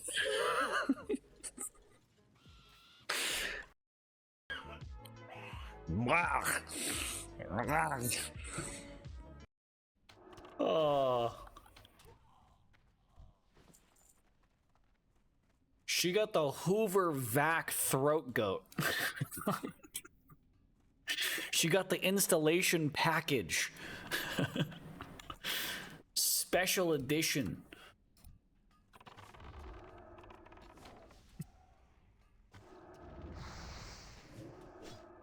God damn it. I always get jump scared whenever I see a clip of me with my shirt off. And it's like, why the fuck is my shirt off? And then I remember all of the times that I've just been told, take your shirt off, pussy. And I'm just like, oh, all right. Anyways, chat, we are going to watch this sorted food episode. I've started to really enjoy sorted foods. This is going to be a lot of fun. Recipe relays are very, very chaotic. So we'll see where this goes. Sorry, I'm really distracted by the idea that we might get player housing in World of Warcraft. I keep seeing those rumors, but I want it. I want it. But I don't know if that's going to actually be a thing. Anyways, sorted foods. Hello, everyone. Janice here. Like it or Hi, not, Janice. you've clicked on this video. I definitely believe that you're Janice and not one of the people in sorted foods. So please prepare yourselves for chaos galore. You have been warned. Hello, boys. Hi, Janice. Hi, Janice. Hi, Janice. Today's theme is intrusive thoughts. During today's challenge, one of you will be selected to act on all intrusive thoughts during your 10-minute turn. That player will not know they've been selected until they enter the kitchen. Okay. However, there must be no food wasted or you will fail the challenge. As usual, there's a table full of ingredients for you to use and the use of the store cupboard. All pass-it-ons are intrusive thoughts for me. Yeah. I want to know who's going to get picked, because if it's you, I'm worried. Oh, look at that. I'm really concerned. At this end of the table. So, in which order are we playing, Janice? I'll just make a soup. The order will be decided on who you think is the most risky player to act on their intrusive thoughts, least to most. What the guys don't know is that every one of them will actually be asked to act on their intrusive thoughts. Oh, okay. So it's like the TV show idea where you put 13 men in a house for a month and they have to determine which of the 13 men is the one gay dude.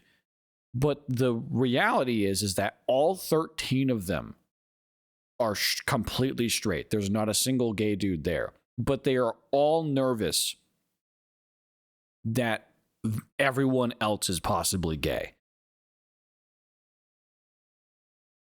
That, man, I wish they made that an actual TV show. That sounds like it'd be so much fun. Or flip side, every single one of the 13 dudes are all gay. They're all gay. And they have to find out, they have to choose one to be the gayest one. So least, I'd say Ebbers. Ebbers. If Kush acts on his intrusive thoughts... He could make it work. He could make it work. He's in a very giggly mood as well, so I'm sensing there's more intrusiveness than normal. This is going to be great. All right, their audio is not the best quality. I'm going to do my mixer.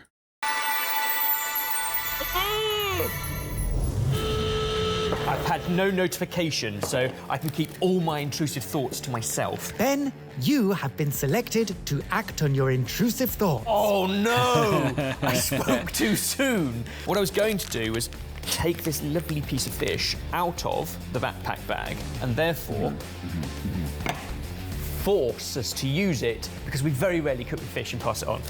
Meanwhile, I'm going to start prepping some base ingredients. So onion, garlic, sweating off in some butter. I'm sure there's some herbs around because I've seen 2 big bowls of lovely green things. So I'm thinking like a nice kind of fricassee. Is one plate enough? Okay. You know I like to do multiple things. Maybe one elegant salmon dish and, or not maybe because I've got to do it now, there's some lovely fruit on the table. Something with this. I think the biggest challenge with Pass It On is when we don't actually have a theme. We don't know what kind of style of food we're making, and therefore it can go in so many, often too many, directions. You know what's wild is that I find myself being less creative when I have less restrictions. I find myself being more creative with more restrictions, which is where I've gotten my own special brand of intuitiveness when it comes to like computer technology, because ultimately if you want to do a certain thing with computers, if you want to perform a certain task or you want to find a particular type of software, it's not like there's millions upon millions of possibilities of like pathways for you to go down to accomplish what your goals are. There's more often than not just a small little handful. Your choices are limited. And so that's when I get very creative in how I navigate those situations and trying to find a solution for someone, trying to fit their specific niche need. I have so much fun with that. I like it unironically, that is like my favorite thing to do is try to find a solution to a very niche need in a very limited in a scenario where you're very restricted on what you're able to do, you know?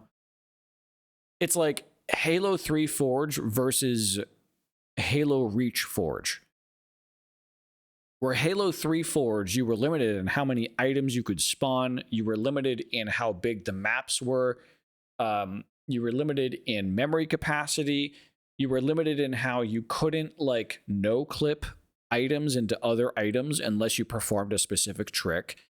You know, like there were so many limitations to Halo 3 Forge. I felt more creative in that engine than I did in the Halo Reach Forge, which was wide open, unlimited budget, could no-clip items. Every single map had every single item. It even had basic building block items. Like it was too open. And it just kind of made me feel less creative. I was less interested in building in Halo Reach Forge than I was in Halo 3. I don't know. Weird behavioral shit.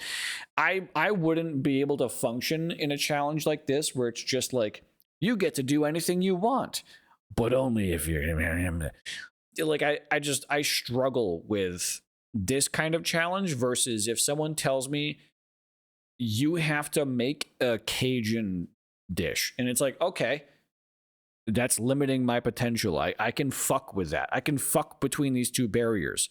If there's no barriers, I struggle. I fell asleep on the toilet. This was before the roll for sandwiches. How long has it been? What time is it? What the Bree, I want you to know your last message was an hour and a half ago.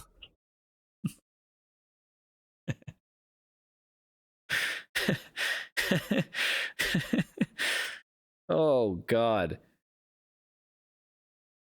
That is wild. That's hilarious.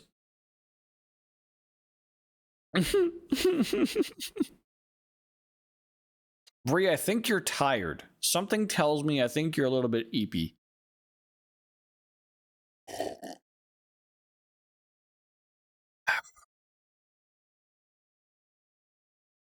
I've recently been watching or rewatching the I've recently rewatched Terminator 1 and 2, and I'm now watching Terminator 3 and 4, which I have watched now for the first time just recently. And that reminded me of when what's his face in Terminator 2 came back in time. No, Terminator 1. What's his face came back in time in Terminator 1 and was like, what's the date? And the guy gives the date and he's like, what year? And he's like holding a gun at him. Am I? I don't know anymore. I don't know what you are either. You're a freak. That's what you are. Because you're in my chat. We only got freaks in this chat. But my other intrusive thought was, these are always so much fun to open. Oh no. I really don't need it right now. Well, they could work with the berries, I suppose, but a 50-50 balance of chefs and normals in this challenge. So I guess the key is not to do too much. You're not wrong, but you didn't need to say it out loud. No, I did. You want to know why I needed to say it out loud? Because I have the fucking microphone. I'm the captain now. Excuse me, I burped.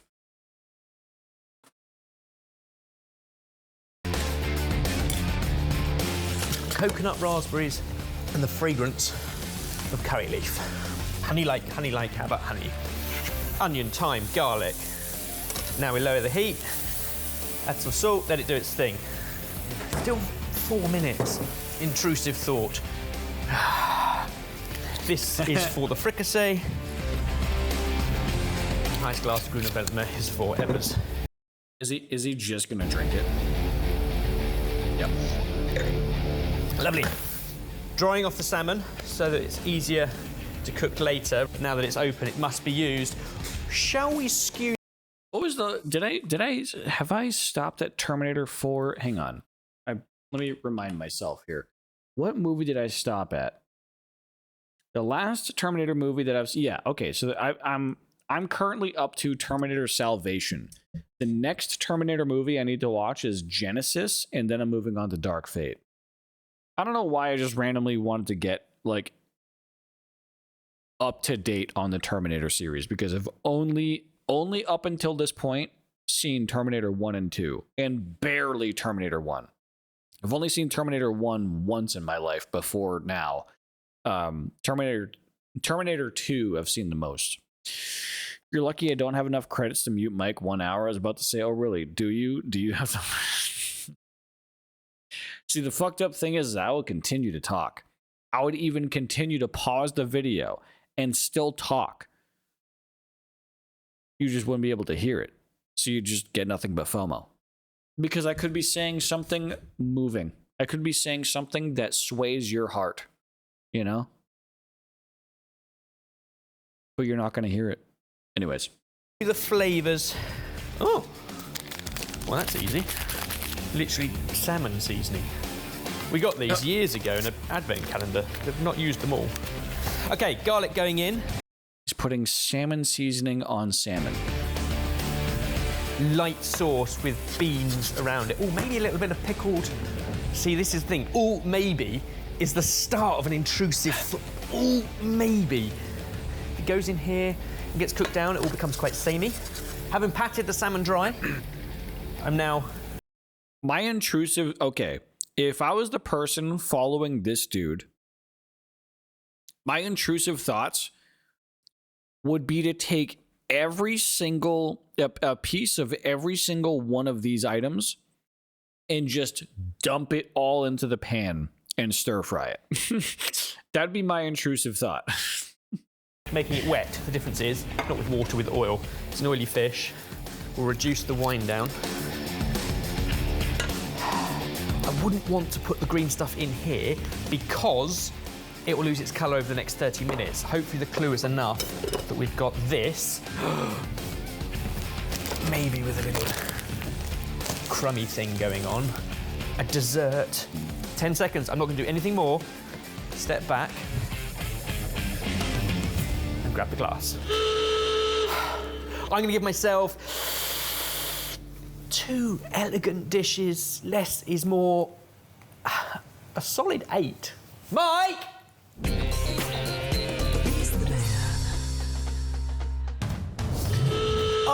Okay. Right, what have we got? Salmon, cool.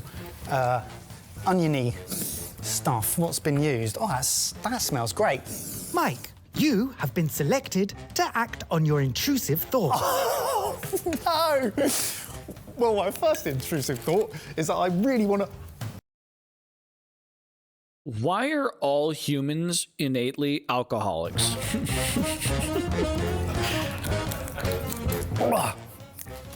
I'm sure that's how that's supposed to be consumed. What we got? That's... You have the freedom to do whatever the fuck you want right now. Bottle of alcohol. really fruity and yummy. Oh, no! I've seen an egg. And intrusively, I really want to do this. Okay. So that's happened. Now I need to figure out how to use an egg. This is going to go fucking terribly. I'm going to ruin this. Let's get some coconut into that. I don't know how to do this. This is not an efficient method. That is egg in his hair. Oh, I'm trying so hard not to think right now because it's just... Thank you very much, narrator, for pointing that out. It's going to be dangerous. Right, let's just get a chunk of this. Oh my goodness, I don't know what I'm doing. Let's just chop some of this up. Oh, really want to dump the ricotta just into the onions. So I'm going to do it. And I think that might actually work. But I know that the onions need cooking out a little bit more, so I'm going to hold that intrusive thought for a little bit later. Coconut into that raspberry-ish thing. I hope this hasn't already got coconut in. Oh, well. This is looking good. I said I was going to do this. Oh, no. Another intrusive thought.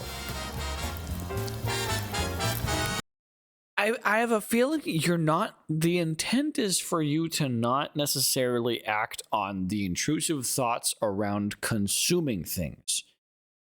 The intrusive thoughts are supposed to be what you're doing with the ingredients in relation to cooking.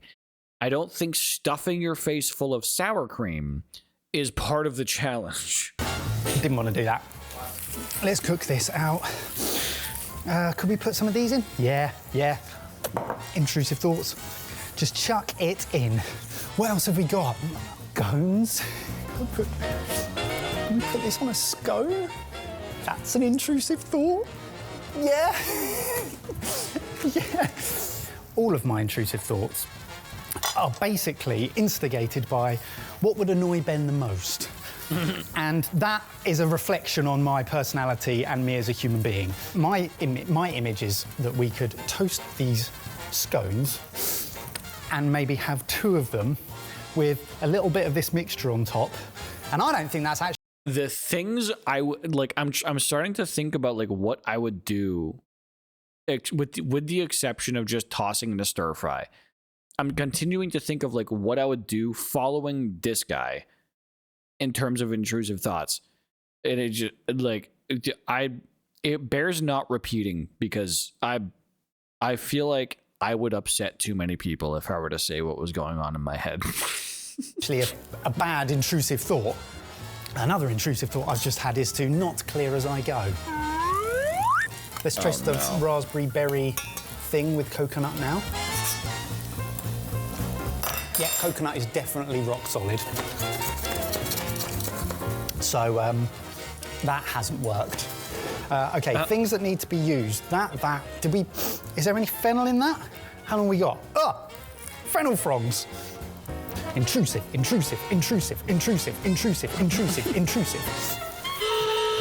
That'll add another dimension. I don't think that was too bad. So I'm going to give myself a 7. Gosh! I was gonna say 4. Okay. It smells peculiar in here.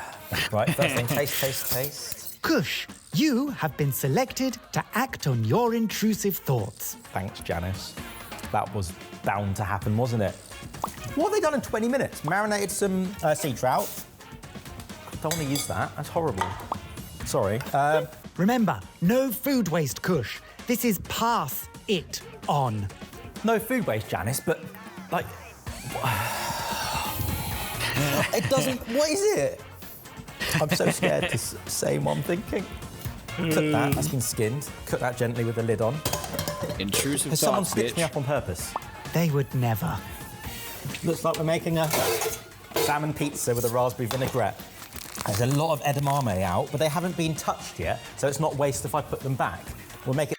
The only reason why I know what edamame is because of Baby No Money. Because of his song Edamame. Which is fantastic. And I listened to it today because I listen to it regularly because it's fantastic. Chat, if you don't know Baby No Money, check him out. He's awesome. He's the guy who makes the song. Most people know him about that song because it blew up on TikTok. He fucking hates the fact that he's known for the La La La guy. But, I mean, if you know him, you know him. You know? It's spicy with jalapenos. We may as well add some more fruit to it. And labneh balls. I don't enjoy this. Why is there an egg? Spicy salmon, raspberry and curry leaf pizza. I think I can get away if I do a dessert as well and carry on eating this mixture. We might have something here. Plums are in season, so plum and jalapeno's nice. For a second, I thought he said thumbs were in season, as in like thumbs were in season, and I was very confused. Oh, that's burning. Why is that burning? I think I've ruined this already. Egg. Perfect. Raspberry. Any dairy. Ricotta. Oh, we'll make a... I don't know what that is. Blackberries, fresh berries, and pan-fried that. Oh, dear. Oh, dear. Oh, dear. All right, that'll go in the oven. Cook that. Oh, I don't know what that is. After he just puts a fucking dollop of whatever the fuck in the bowl. That's for Jamie to finish. Put a timer on for that. That'll finish in 5 minutes. Okay, we're doing a two-courser. We're doing a ricotta eggy bread kind of thing. Pan fry that in a bit of olive oil and bake that in the oven. Oh, that looks terrible already. I think I've forgotten how to cook. That's got spaff written all over it. It's okay, put some jalapenos on that. Oh, I've got to eat this. Can't waste it. Oh, bloody hell. All right, okay, fine. Oven, that. Seared fish out. Right, this will still be undercooked, but I'll put it back through the oven. I think this might taste nice, but it'll be honestly doesn't look so bad. Confusing for spaff. If I leave this in the oven, hopefully he takes it out straight away. Does that make sense? Oh no, yeah. Let's leave this for him as well. I've always wanted to stitch someone up and pass it on. 5, 4, 3, 2, 1. That was appalling. It's probably my worst performance at sorted, let alone pass it on. 4 out of 10. Yeah, I honestly, even though he is a good chef, I think he did fuck this up in a way that is like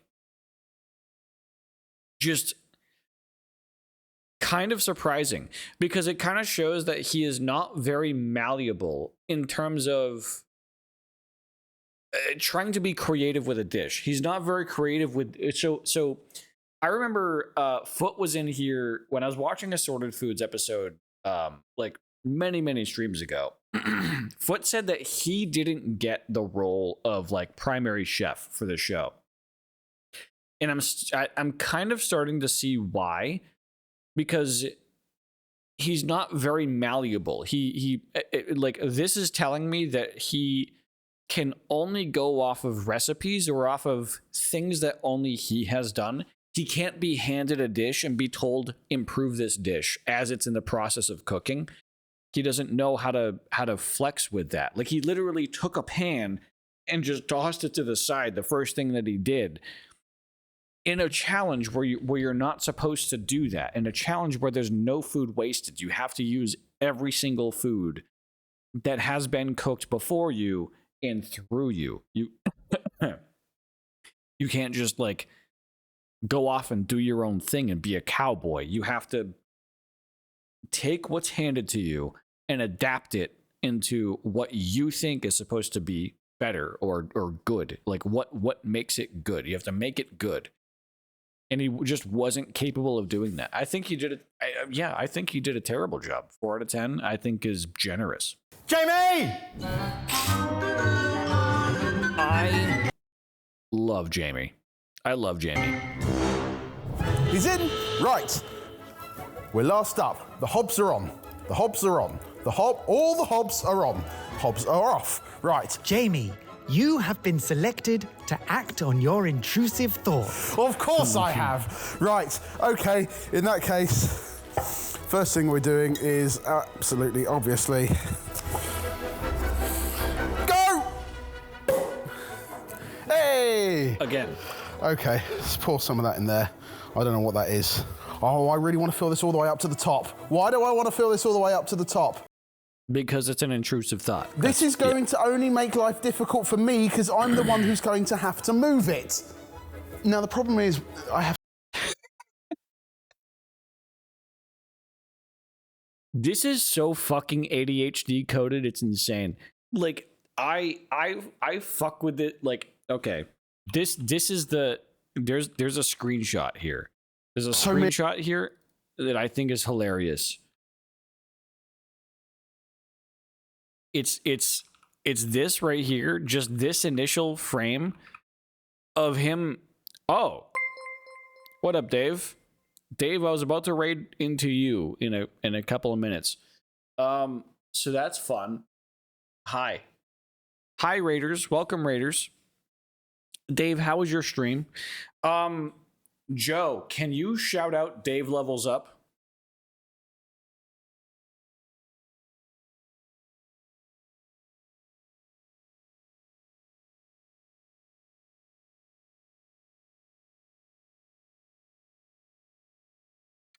Joe did not understand.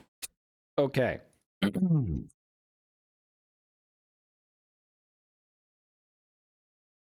Oh, no worries. No worries, Dave. Welcome, Raiders. Thank you, Dave, for the raid. I appreciate it. Chat or Raiders, if audio. Oh, okay. If you don't know who I am, I'm a variety streamer. I do just chatting every once in a while. I do some React streams every once in a while, and Tuesdays are my typical React days. Today, we're reacting to a fuck ton of food-related items. Right now, we're kind of in the middle of a video where 4 people have to sort of relay they're in a bit of a relay challenge where one person attempts to cook a thing and then they relay it to the next person who has no idea what the previous person's thoughts were on what they're supposed to cook. Now, the added bonus to this challenge, it's a relay challenge, but what they're also doing is every single chef is told to, if you have intrusive thoughts, you have to use your intrusive thoughts. So this guy, Jamie, who's my absolute favorite gem in the world, right? Let's just back it up. Intrusive. Right. Jamie, He just got started. And here's him being told he has to use his intrusive thoughts. Been selected to act on your intrusive thought. Of course I have. Right. Okay. In that case. And his first fucking instinct is to open a bottle of champagne. First thing we're doing is absolutely, obviously. And I was just about to go on a whole dialogue about how this is so ADHD coded what he's doing. Listen, folks, if you have ADHD or if you have a loved one that has ADHD, observe and you'll recognize this behavior that I'm talking about. Go! He pops it open. Okay. And then he goes pour to some of pour. that in there. That's I don't know what natural. that is. That's regular. Oh, I really want to fill this all the way up to the top. Why do I want to fill this all the way up to the top? This is going to only make life difficult for me because I'm the one who's going to have to move it. Now That's ADHD coded.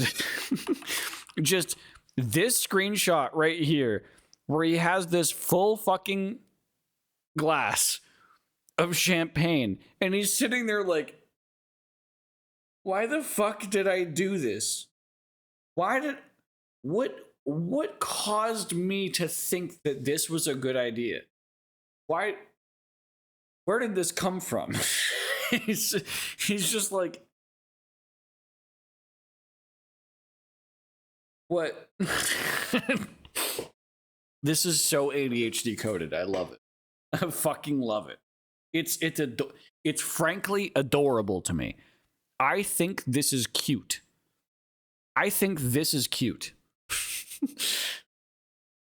the problem is I have so many intrusive thoughts. Again, ADHD coded. They're all based around how I can ruin things for other people, mainly Ebba's. All of my intrusive thoughts are basically instigated by what would annoy Ben the most.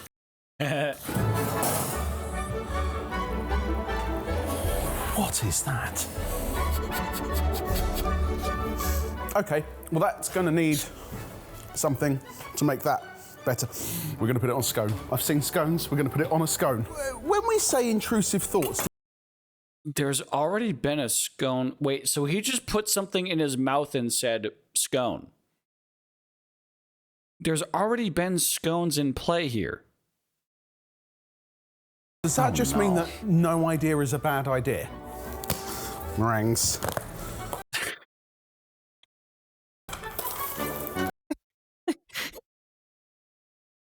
I fucking love. He is taking this whole, like, everyone else, you could tell their intrusive thoughts were still a little bit filtered. This is how I know that Jamie's intrusive thoughts are not filtered. The way that he opens this container. To make that better. We're going to put it on a scone. I've seen scones, we're going to put it on a scone. When we say intrusive thoughts, does that just mean that no idea is a bad idea? Meringue. Just Just fucking throws the piece of plastic off into the air. That's how I know Jamie is taking the intrusive thoughts thing more seriously than any other contestant. He's taking it to an extra level.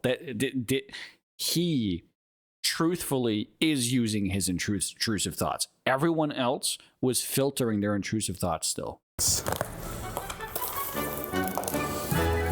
Little bit. What the fuck? What the fuck is that? What is that? Crunch. Can I eat these balls?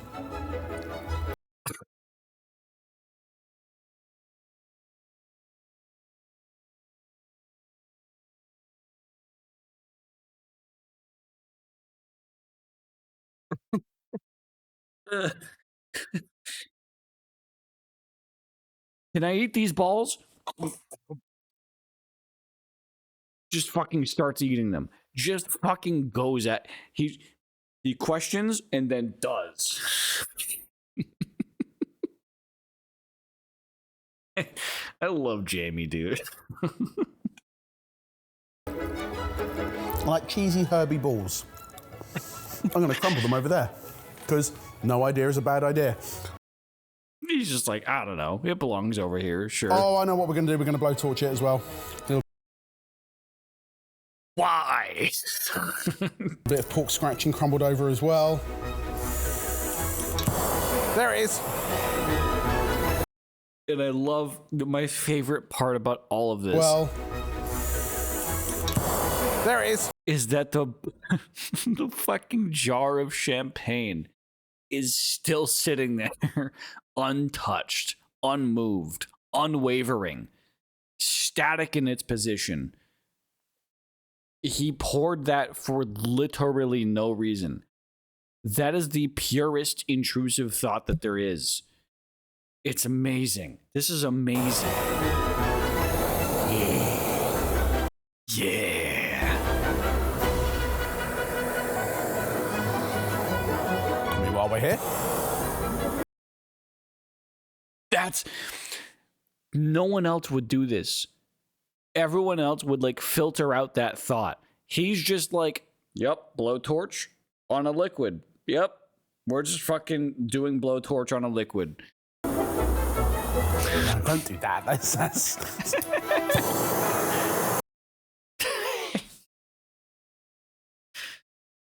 This is peak comedy. I don't know what that's going to do. It's not going to do anything. Oh, don't do that. That's does it again. Does it harder. Presses the trigger harder.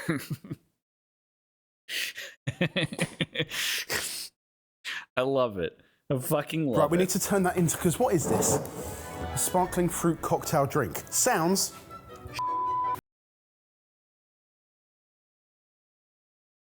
correct. Right, gin. No, what are you doing with the gin? You had it. You had a thought. You had the intrusive thought. What are you doing with it? You have to act on it. No. That's illegal. That's illegal. It's key. He pulled the gin back out. He pulled it back out. Right. I need to... No. That's tequila. Right. Okay. No, he didn't do the gin. He did tequila. Plate up. Right. Why the fuck are they pulling out the Home Alone music? You don't think I'm gonna not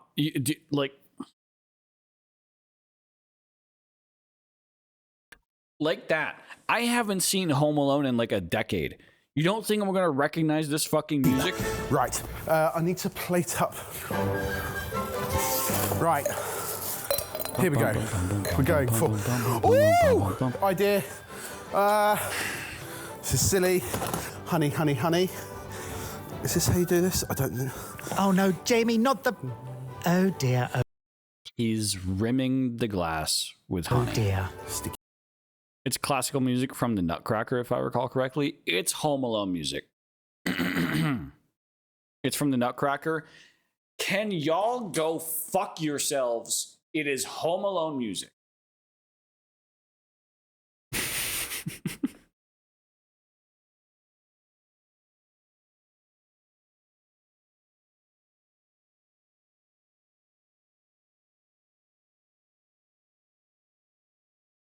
1 second.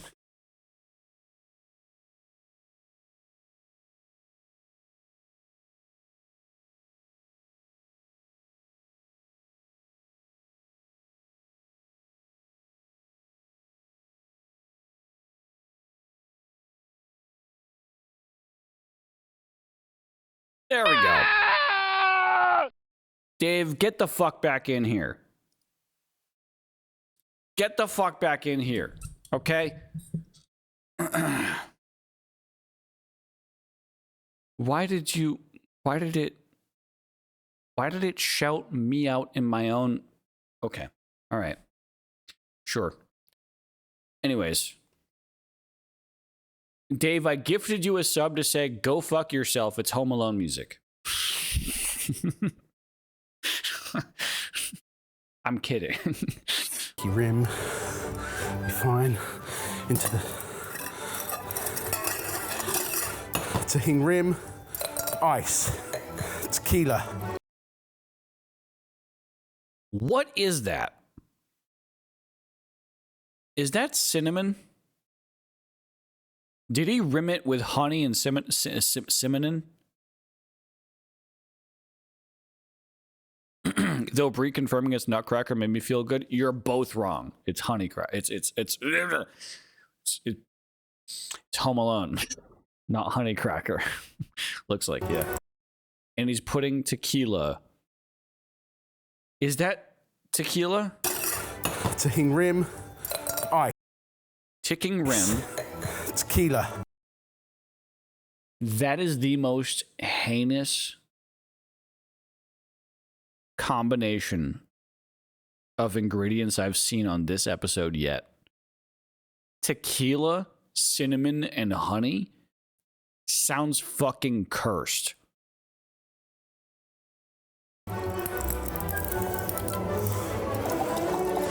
That is so cursed. Cocktail. Tequila and cinnamon alone sounds fucking terrible. Ooh, chili and tequila would be good. No, wait, hang on. It might be chili because chili and tequila would be good. Done. Plate up our scones. I didn't get a plate. Why didn't I get a plate for the flatbread? It's got 1 minute left. Oh, God, that's so soft. Why hasn't that been cooked? Because you were supposed to put it in the oven, you fuck. It has. Oh, it has been cooked. It's just too soft. Jamie, put it down. It's intrusive thoughts, Janice. You can't fucking stop him. Hey. He could literally set the studio on fire. You can't stop him. I don't think this is what I want to do. That's not what you're supposed to know. That's incorrect, but okay. Honey. Oh my God. Honey. What? That's salmon. What? That is salmon, sir. That is salmon. I know that's Mike. Yeah. Lovely. And just to tie it all together. What is that? He always covers up the label. That's the same stuff that's on the rim of the tequila. What is that? Just to tie it all together. Some tahini. Is that tahini? That's tahini.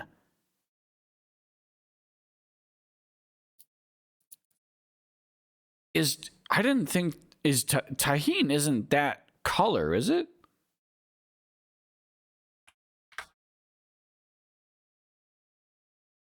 Oh, that's tahini,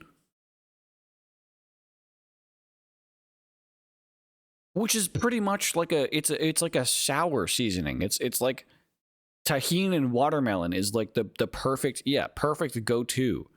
So tahini and tequila with honey, honestly, sounds like it fucking slaps. No, it's not Tony's. No, if this was Tony's, you would see S-Fan in the comments. You don't see S-Fan in the comments, so it's not Tony's. It's a little spicy too. Ooh, I need to try tahine. I've only heard people talk about tahine. I've never tried it myself. I've been recommended tahine and watermelon multiple times. It's really difficult to put all of your intrusive thoughts into action when most of them are around punching food and trying to, not purposefully trying to waste them, but... So after all of this, he's admitting that he has been holding back this entire time. He is the one punch man of intrusive thoughts cooking. He's been reserving his power, not going full force this entire time. Incredible. Amazing. I love it. All the ideas are around wasting the food, but I think we've actually got 3 elements. Punching the food is not wasting it, it's transforming it. That may work. 4 elements. The blowtorched fruit drink. You gotta add in the blowtorched fruit drink. That may work. I'm going to give myself a 4 out of... Jamie, I would give you a fucking 10 out of 10 if I could. 10. Should we get these into the sexies?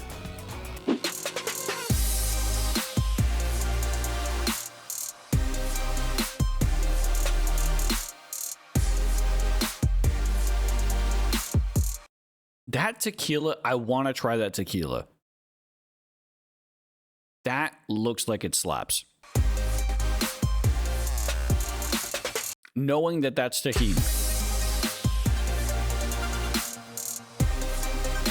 Boys, welcome back to the kitchen. Are you in good spirits or are you pretending to be in good spirits? There are good spirits. Should we lift the cloche? Yeah. Are you in good spirits or are you pretending? There is a presence of good spirits. Great. Okay. I am intrigued. I like the look of this. That looks like sausage, but there's sausage there still. That looks like that's already been eaten once. Before we eat it and hear about it, let's say the person who had to act on their intrusive thoughts put their hand up in 3, 2, 1. Yeah, I had I knew it. Basic jam. Great. You are Okay. little bees. We've got a video. Oh. That So makes your so much intrusive more thought- sense. They were told at the start of this video that only one of them would be told they have to use their intrusive thoughts. But in fact, all 4 of them were told that. Right. And I related it to the TV show idea that I've had where you put 13 men in a home for an entire month, and by the end of the month, they have to find the one man that is gay amongst all of them, but all 13 of them are straight.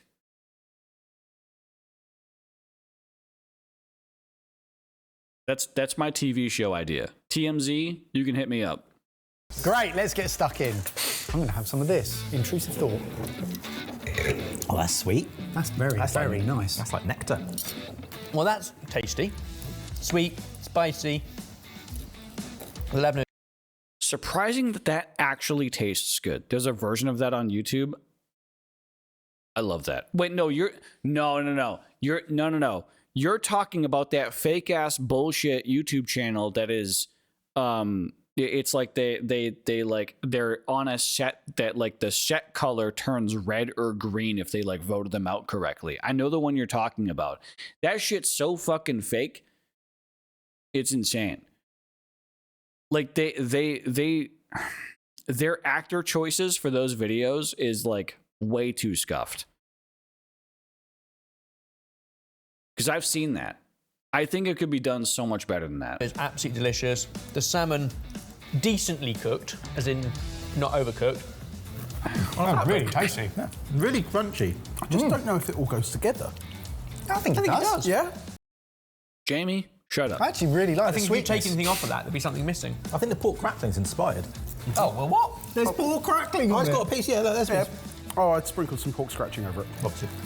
Heat and sweet with a fishy, piggy undertone. I like. Wow, boys, that's good. That's good. That's I like really fruit good. and a savoury. Should we try the other one? Let's try this. I think I know what scone tastes like. I'm confused by this middle layer. It looks like sausage meat. This looks like a Oh, Jamie. wow, that's sweet.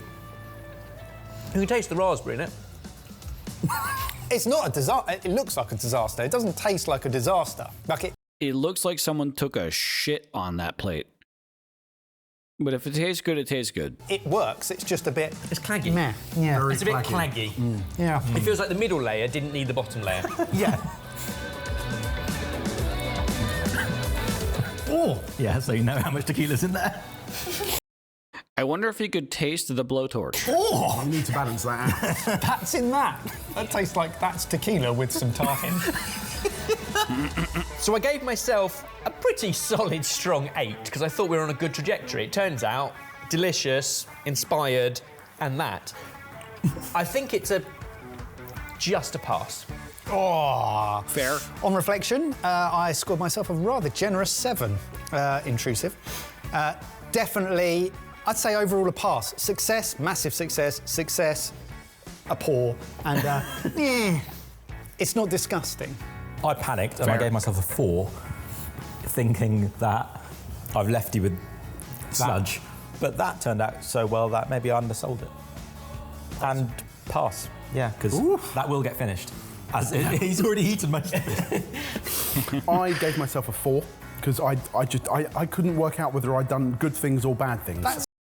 You put a blowtorch to a jar of liquid. You did the Lord's work, Jamie. You did excellent. It's a good thing. Pork scratching was a good thing. I think it's a fail. Oh, on what grounds? The sconeception or inception scone didn't really work. Yeah, for some reason I'm just not a massive fan of that. Oh, Is it the salmon? No, I like salmon. I like the salmon. It's too much. I think it's too much. I think it's a fail. When has Jamie ever said too it's much? too much. Well, fair. Entitled. But you're wrong because it's a pass. Yay! Well, it's not always up to us. What do the people at home think? Comment down below. Pass or fail. Scone. There's something there, isn't there? It's like scone inception. Sconeception. Yeah, sconeception. You go with Sconeception. Oh, yeah. Let it go. The moment's gone. Yeah, let it go. Oh. All right, chat. That is going to be it from me this evening. It has been a fun day of reacts. Ensconsion.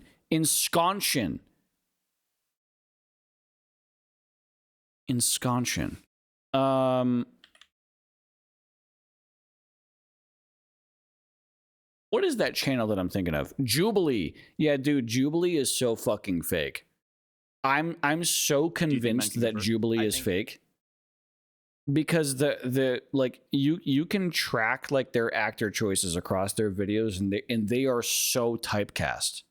They are so incredibly typecast. Cut is the same way. I want to react to Jubilee and Cut. Good reacts. Oh, yeah, thank you. I want to react to Jubilee and Cut videos. Like those are two channels. Jubilee is one channel, Cut is another channel. Like and this is their style of video, right? I'm gonna open up both channels. Okay? Give me a sec. So this is Cut. This is what Cut does. 30 singles, blind date in total darkness, making a dress from scratch with Joe Ando, speed dating 10 single men on truth or drink. Like it's interesting. It's thought provoking. 100 women. Do you like your boobs? Like there's substance there. You can react to that. Jubilee is similar but different. Trump versus Harris. Can one woke teen survive 20 Trump supporters? Who looks the richest? 30-year-old women judge each other, and they're all fucking unbelievably beautiful. Like, what the fuck? 6 broke students versus 1 secret millionaire, and all 6 broke students make 6 figures, right? It's like Jubilee is an atrocity on YouTube, but also it has it. I understand why Jubilee gets views, and it's because the topics are so good. Pro versus anti-gun, natty or not in terms of steroid usage. Like the clickbait goes fucking bonkers. And they literally had Destiny on, like they have like celebrity pics on their videos too. So like I get it. I get why their videos do so well, and I want to react to them. It just like, I don't know, man. I feel like it's also very, very brain rotty to react to these types of videos. I can feel the brain rot. Jubilee gets very political, and I've seen a few of the videos. Some of them do seem genuine to me. Yeah, their earlier videos were genuine, and then they got way too interesting clickbait, and that's when they started to get very political. Jubilee started very, very good, but then they got very political. Yeah, and that kind of was their downfall. But anyways, chat, I really have to pee. I'm really tired. I don't really feel like reacting to another video because, like, here's the option, right? I go pee and then I react to one video and then I end, right? And I don't feel like that's a good, like, split of my time. Well, go piss, girl. Yeah, I'm going to go piss after I end stream. Here's the other reason why I want to end stream. Because immediately after this, I'm changing my Twitch name.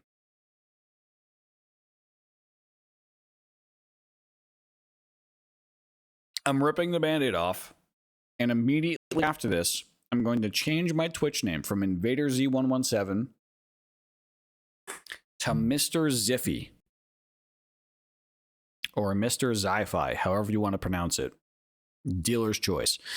And the reason why I want to do it immediately after this stream is because it's going to cause a lot of fucking problems. And I want to try to solve a lot of those problems before Friday's stream. I was going to try to do it before today's stream, but I had cold feet.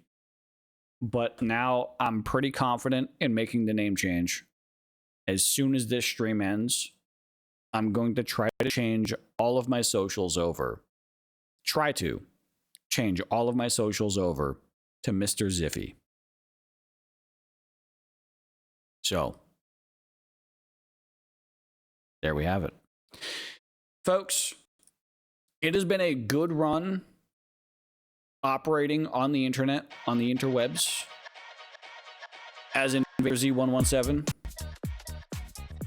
We had a good run with that title, but I think it's time we put this chapter to a close and move on to the next. There's no need to be afraid of change. In fact, I love accepting change. So we'll see what the next chapter brings. We'll see what happens. I have a lot of hopes, I have a lot of goals, but you know, at the end of the day, at least what I'm comfortable in going through this name change is that at least at the end of the day, y'all will still show up. And I appreciate that. So chat, I should be live next on Friday doing Game Gremlins, talking about industry news, talking about bullshit with none other than Dave Levels Up. But as for this evening, folks, I hope you all have a fantastic rest of your evening, afternoon, or morning, or whatever time of day it is. Wherever you're in the world, I hope you have a good one. And I hope to see you guys all again next time. Adios. Don't be ridiculous. Yo, thank you for the follow. I appreciate that, Shakira.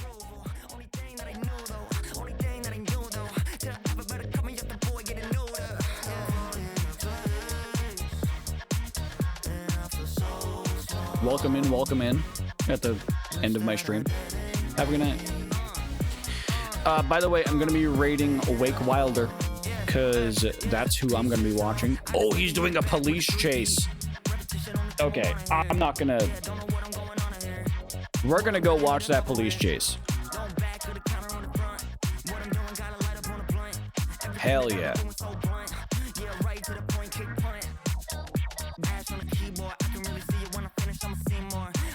Let's do it. Chat, have a good night. Love you guys.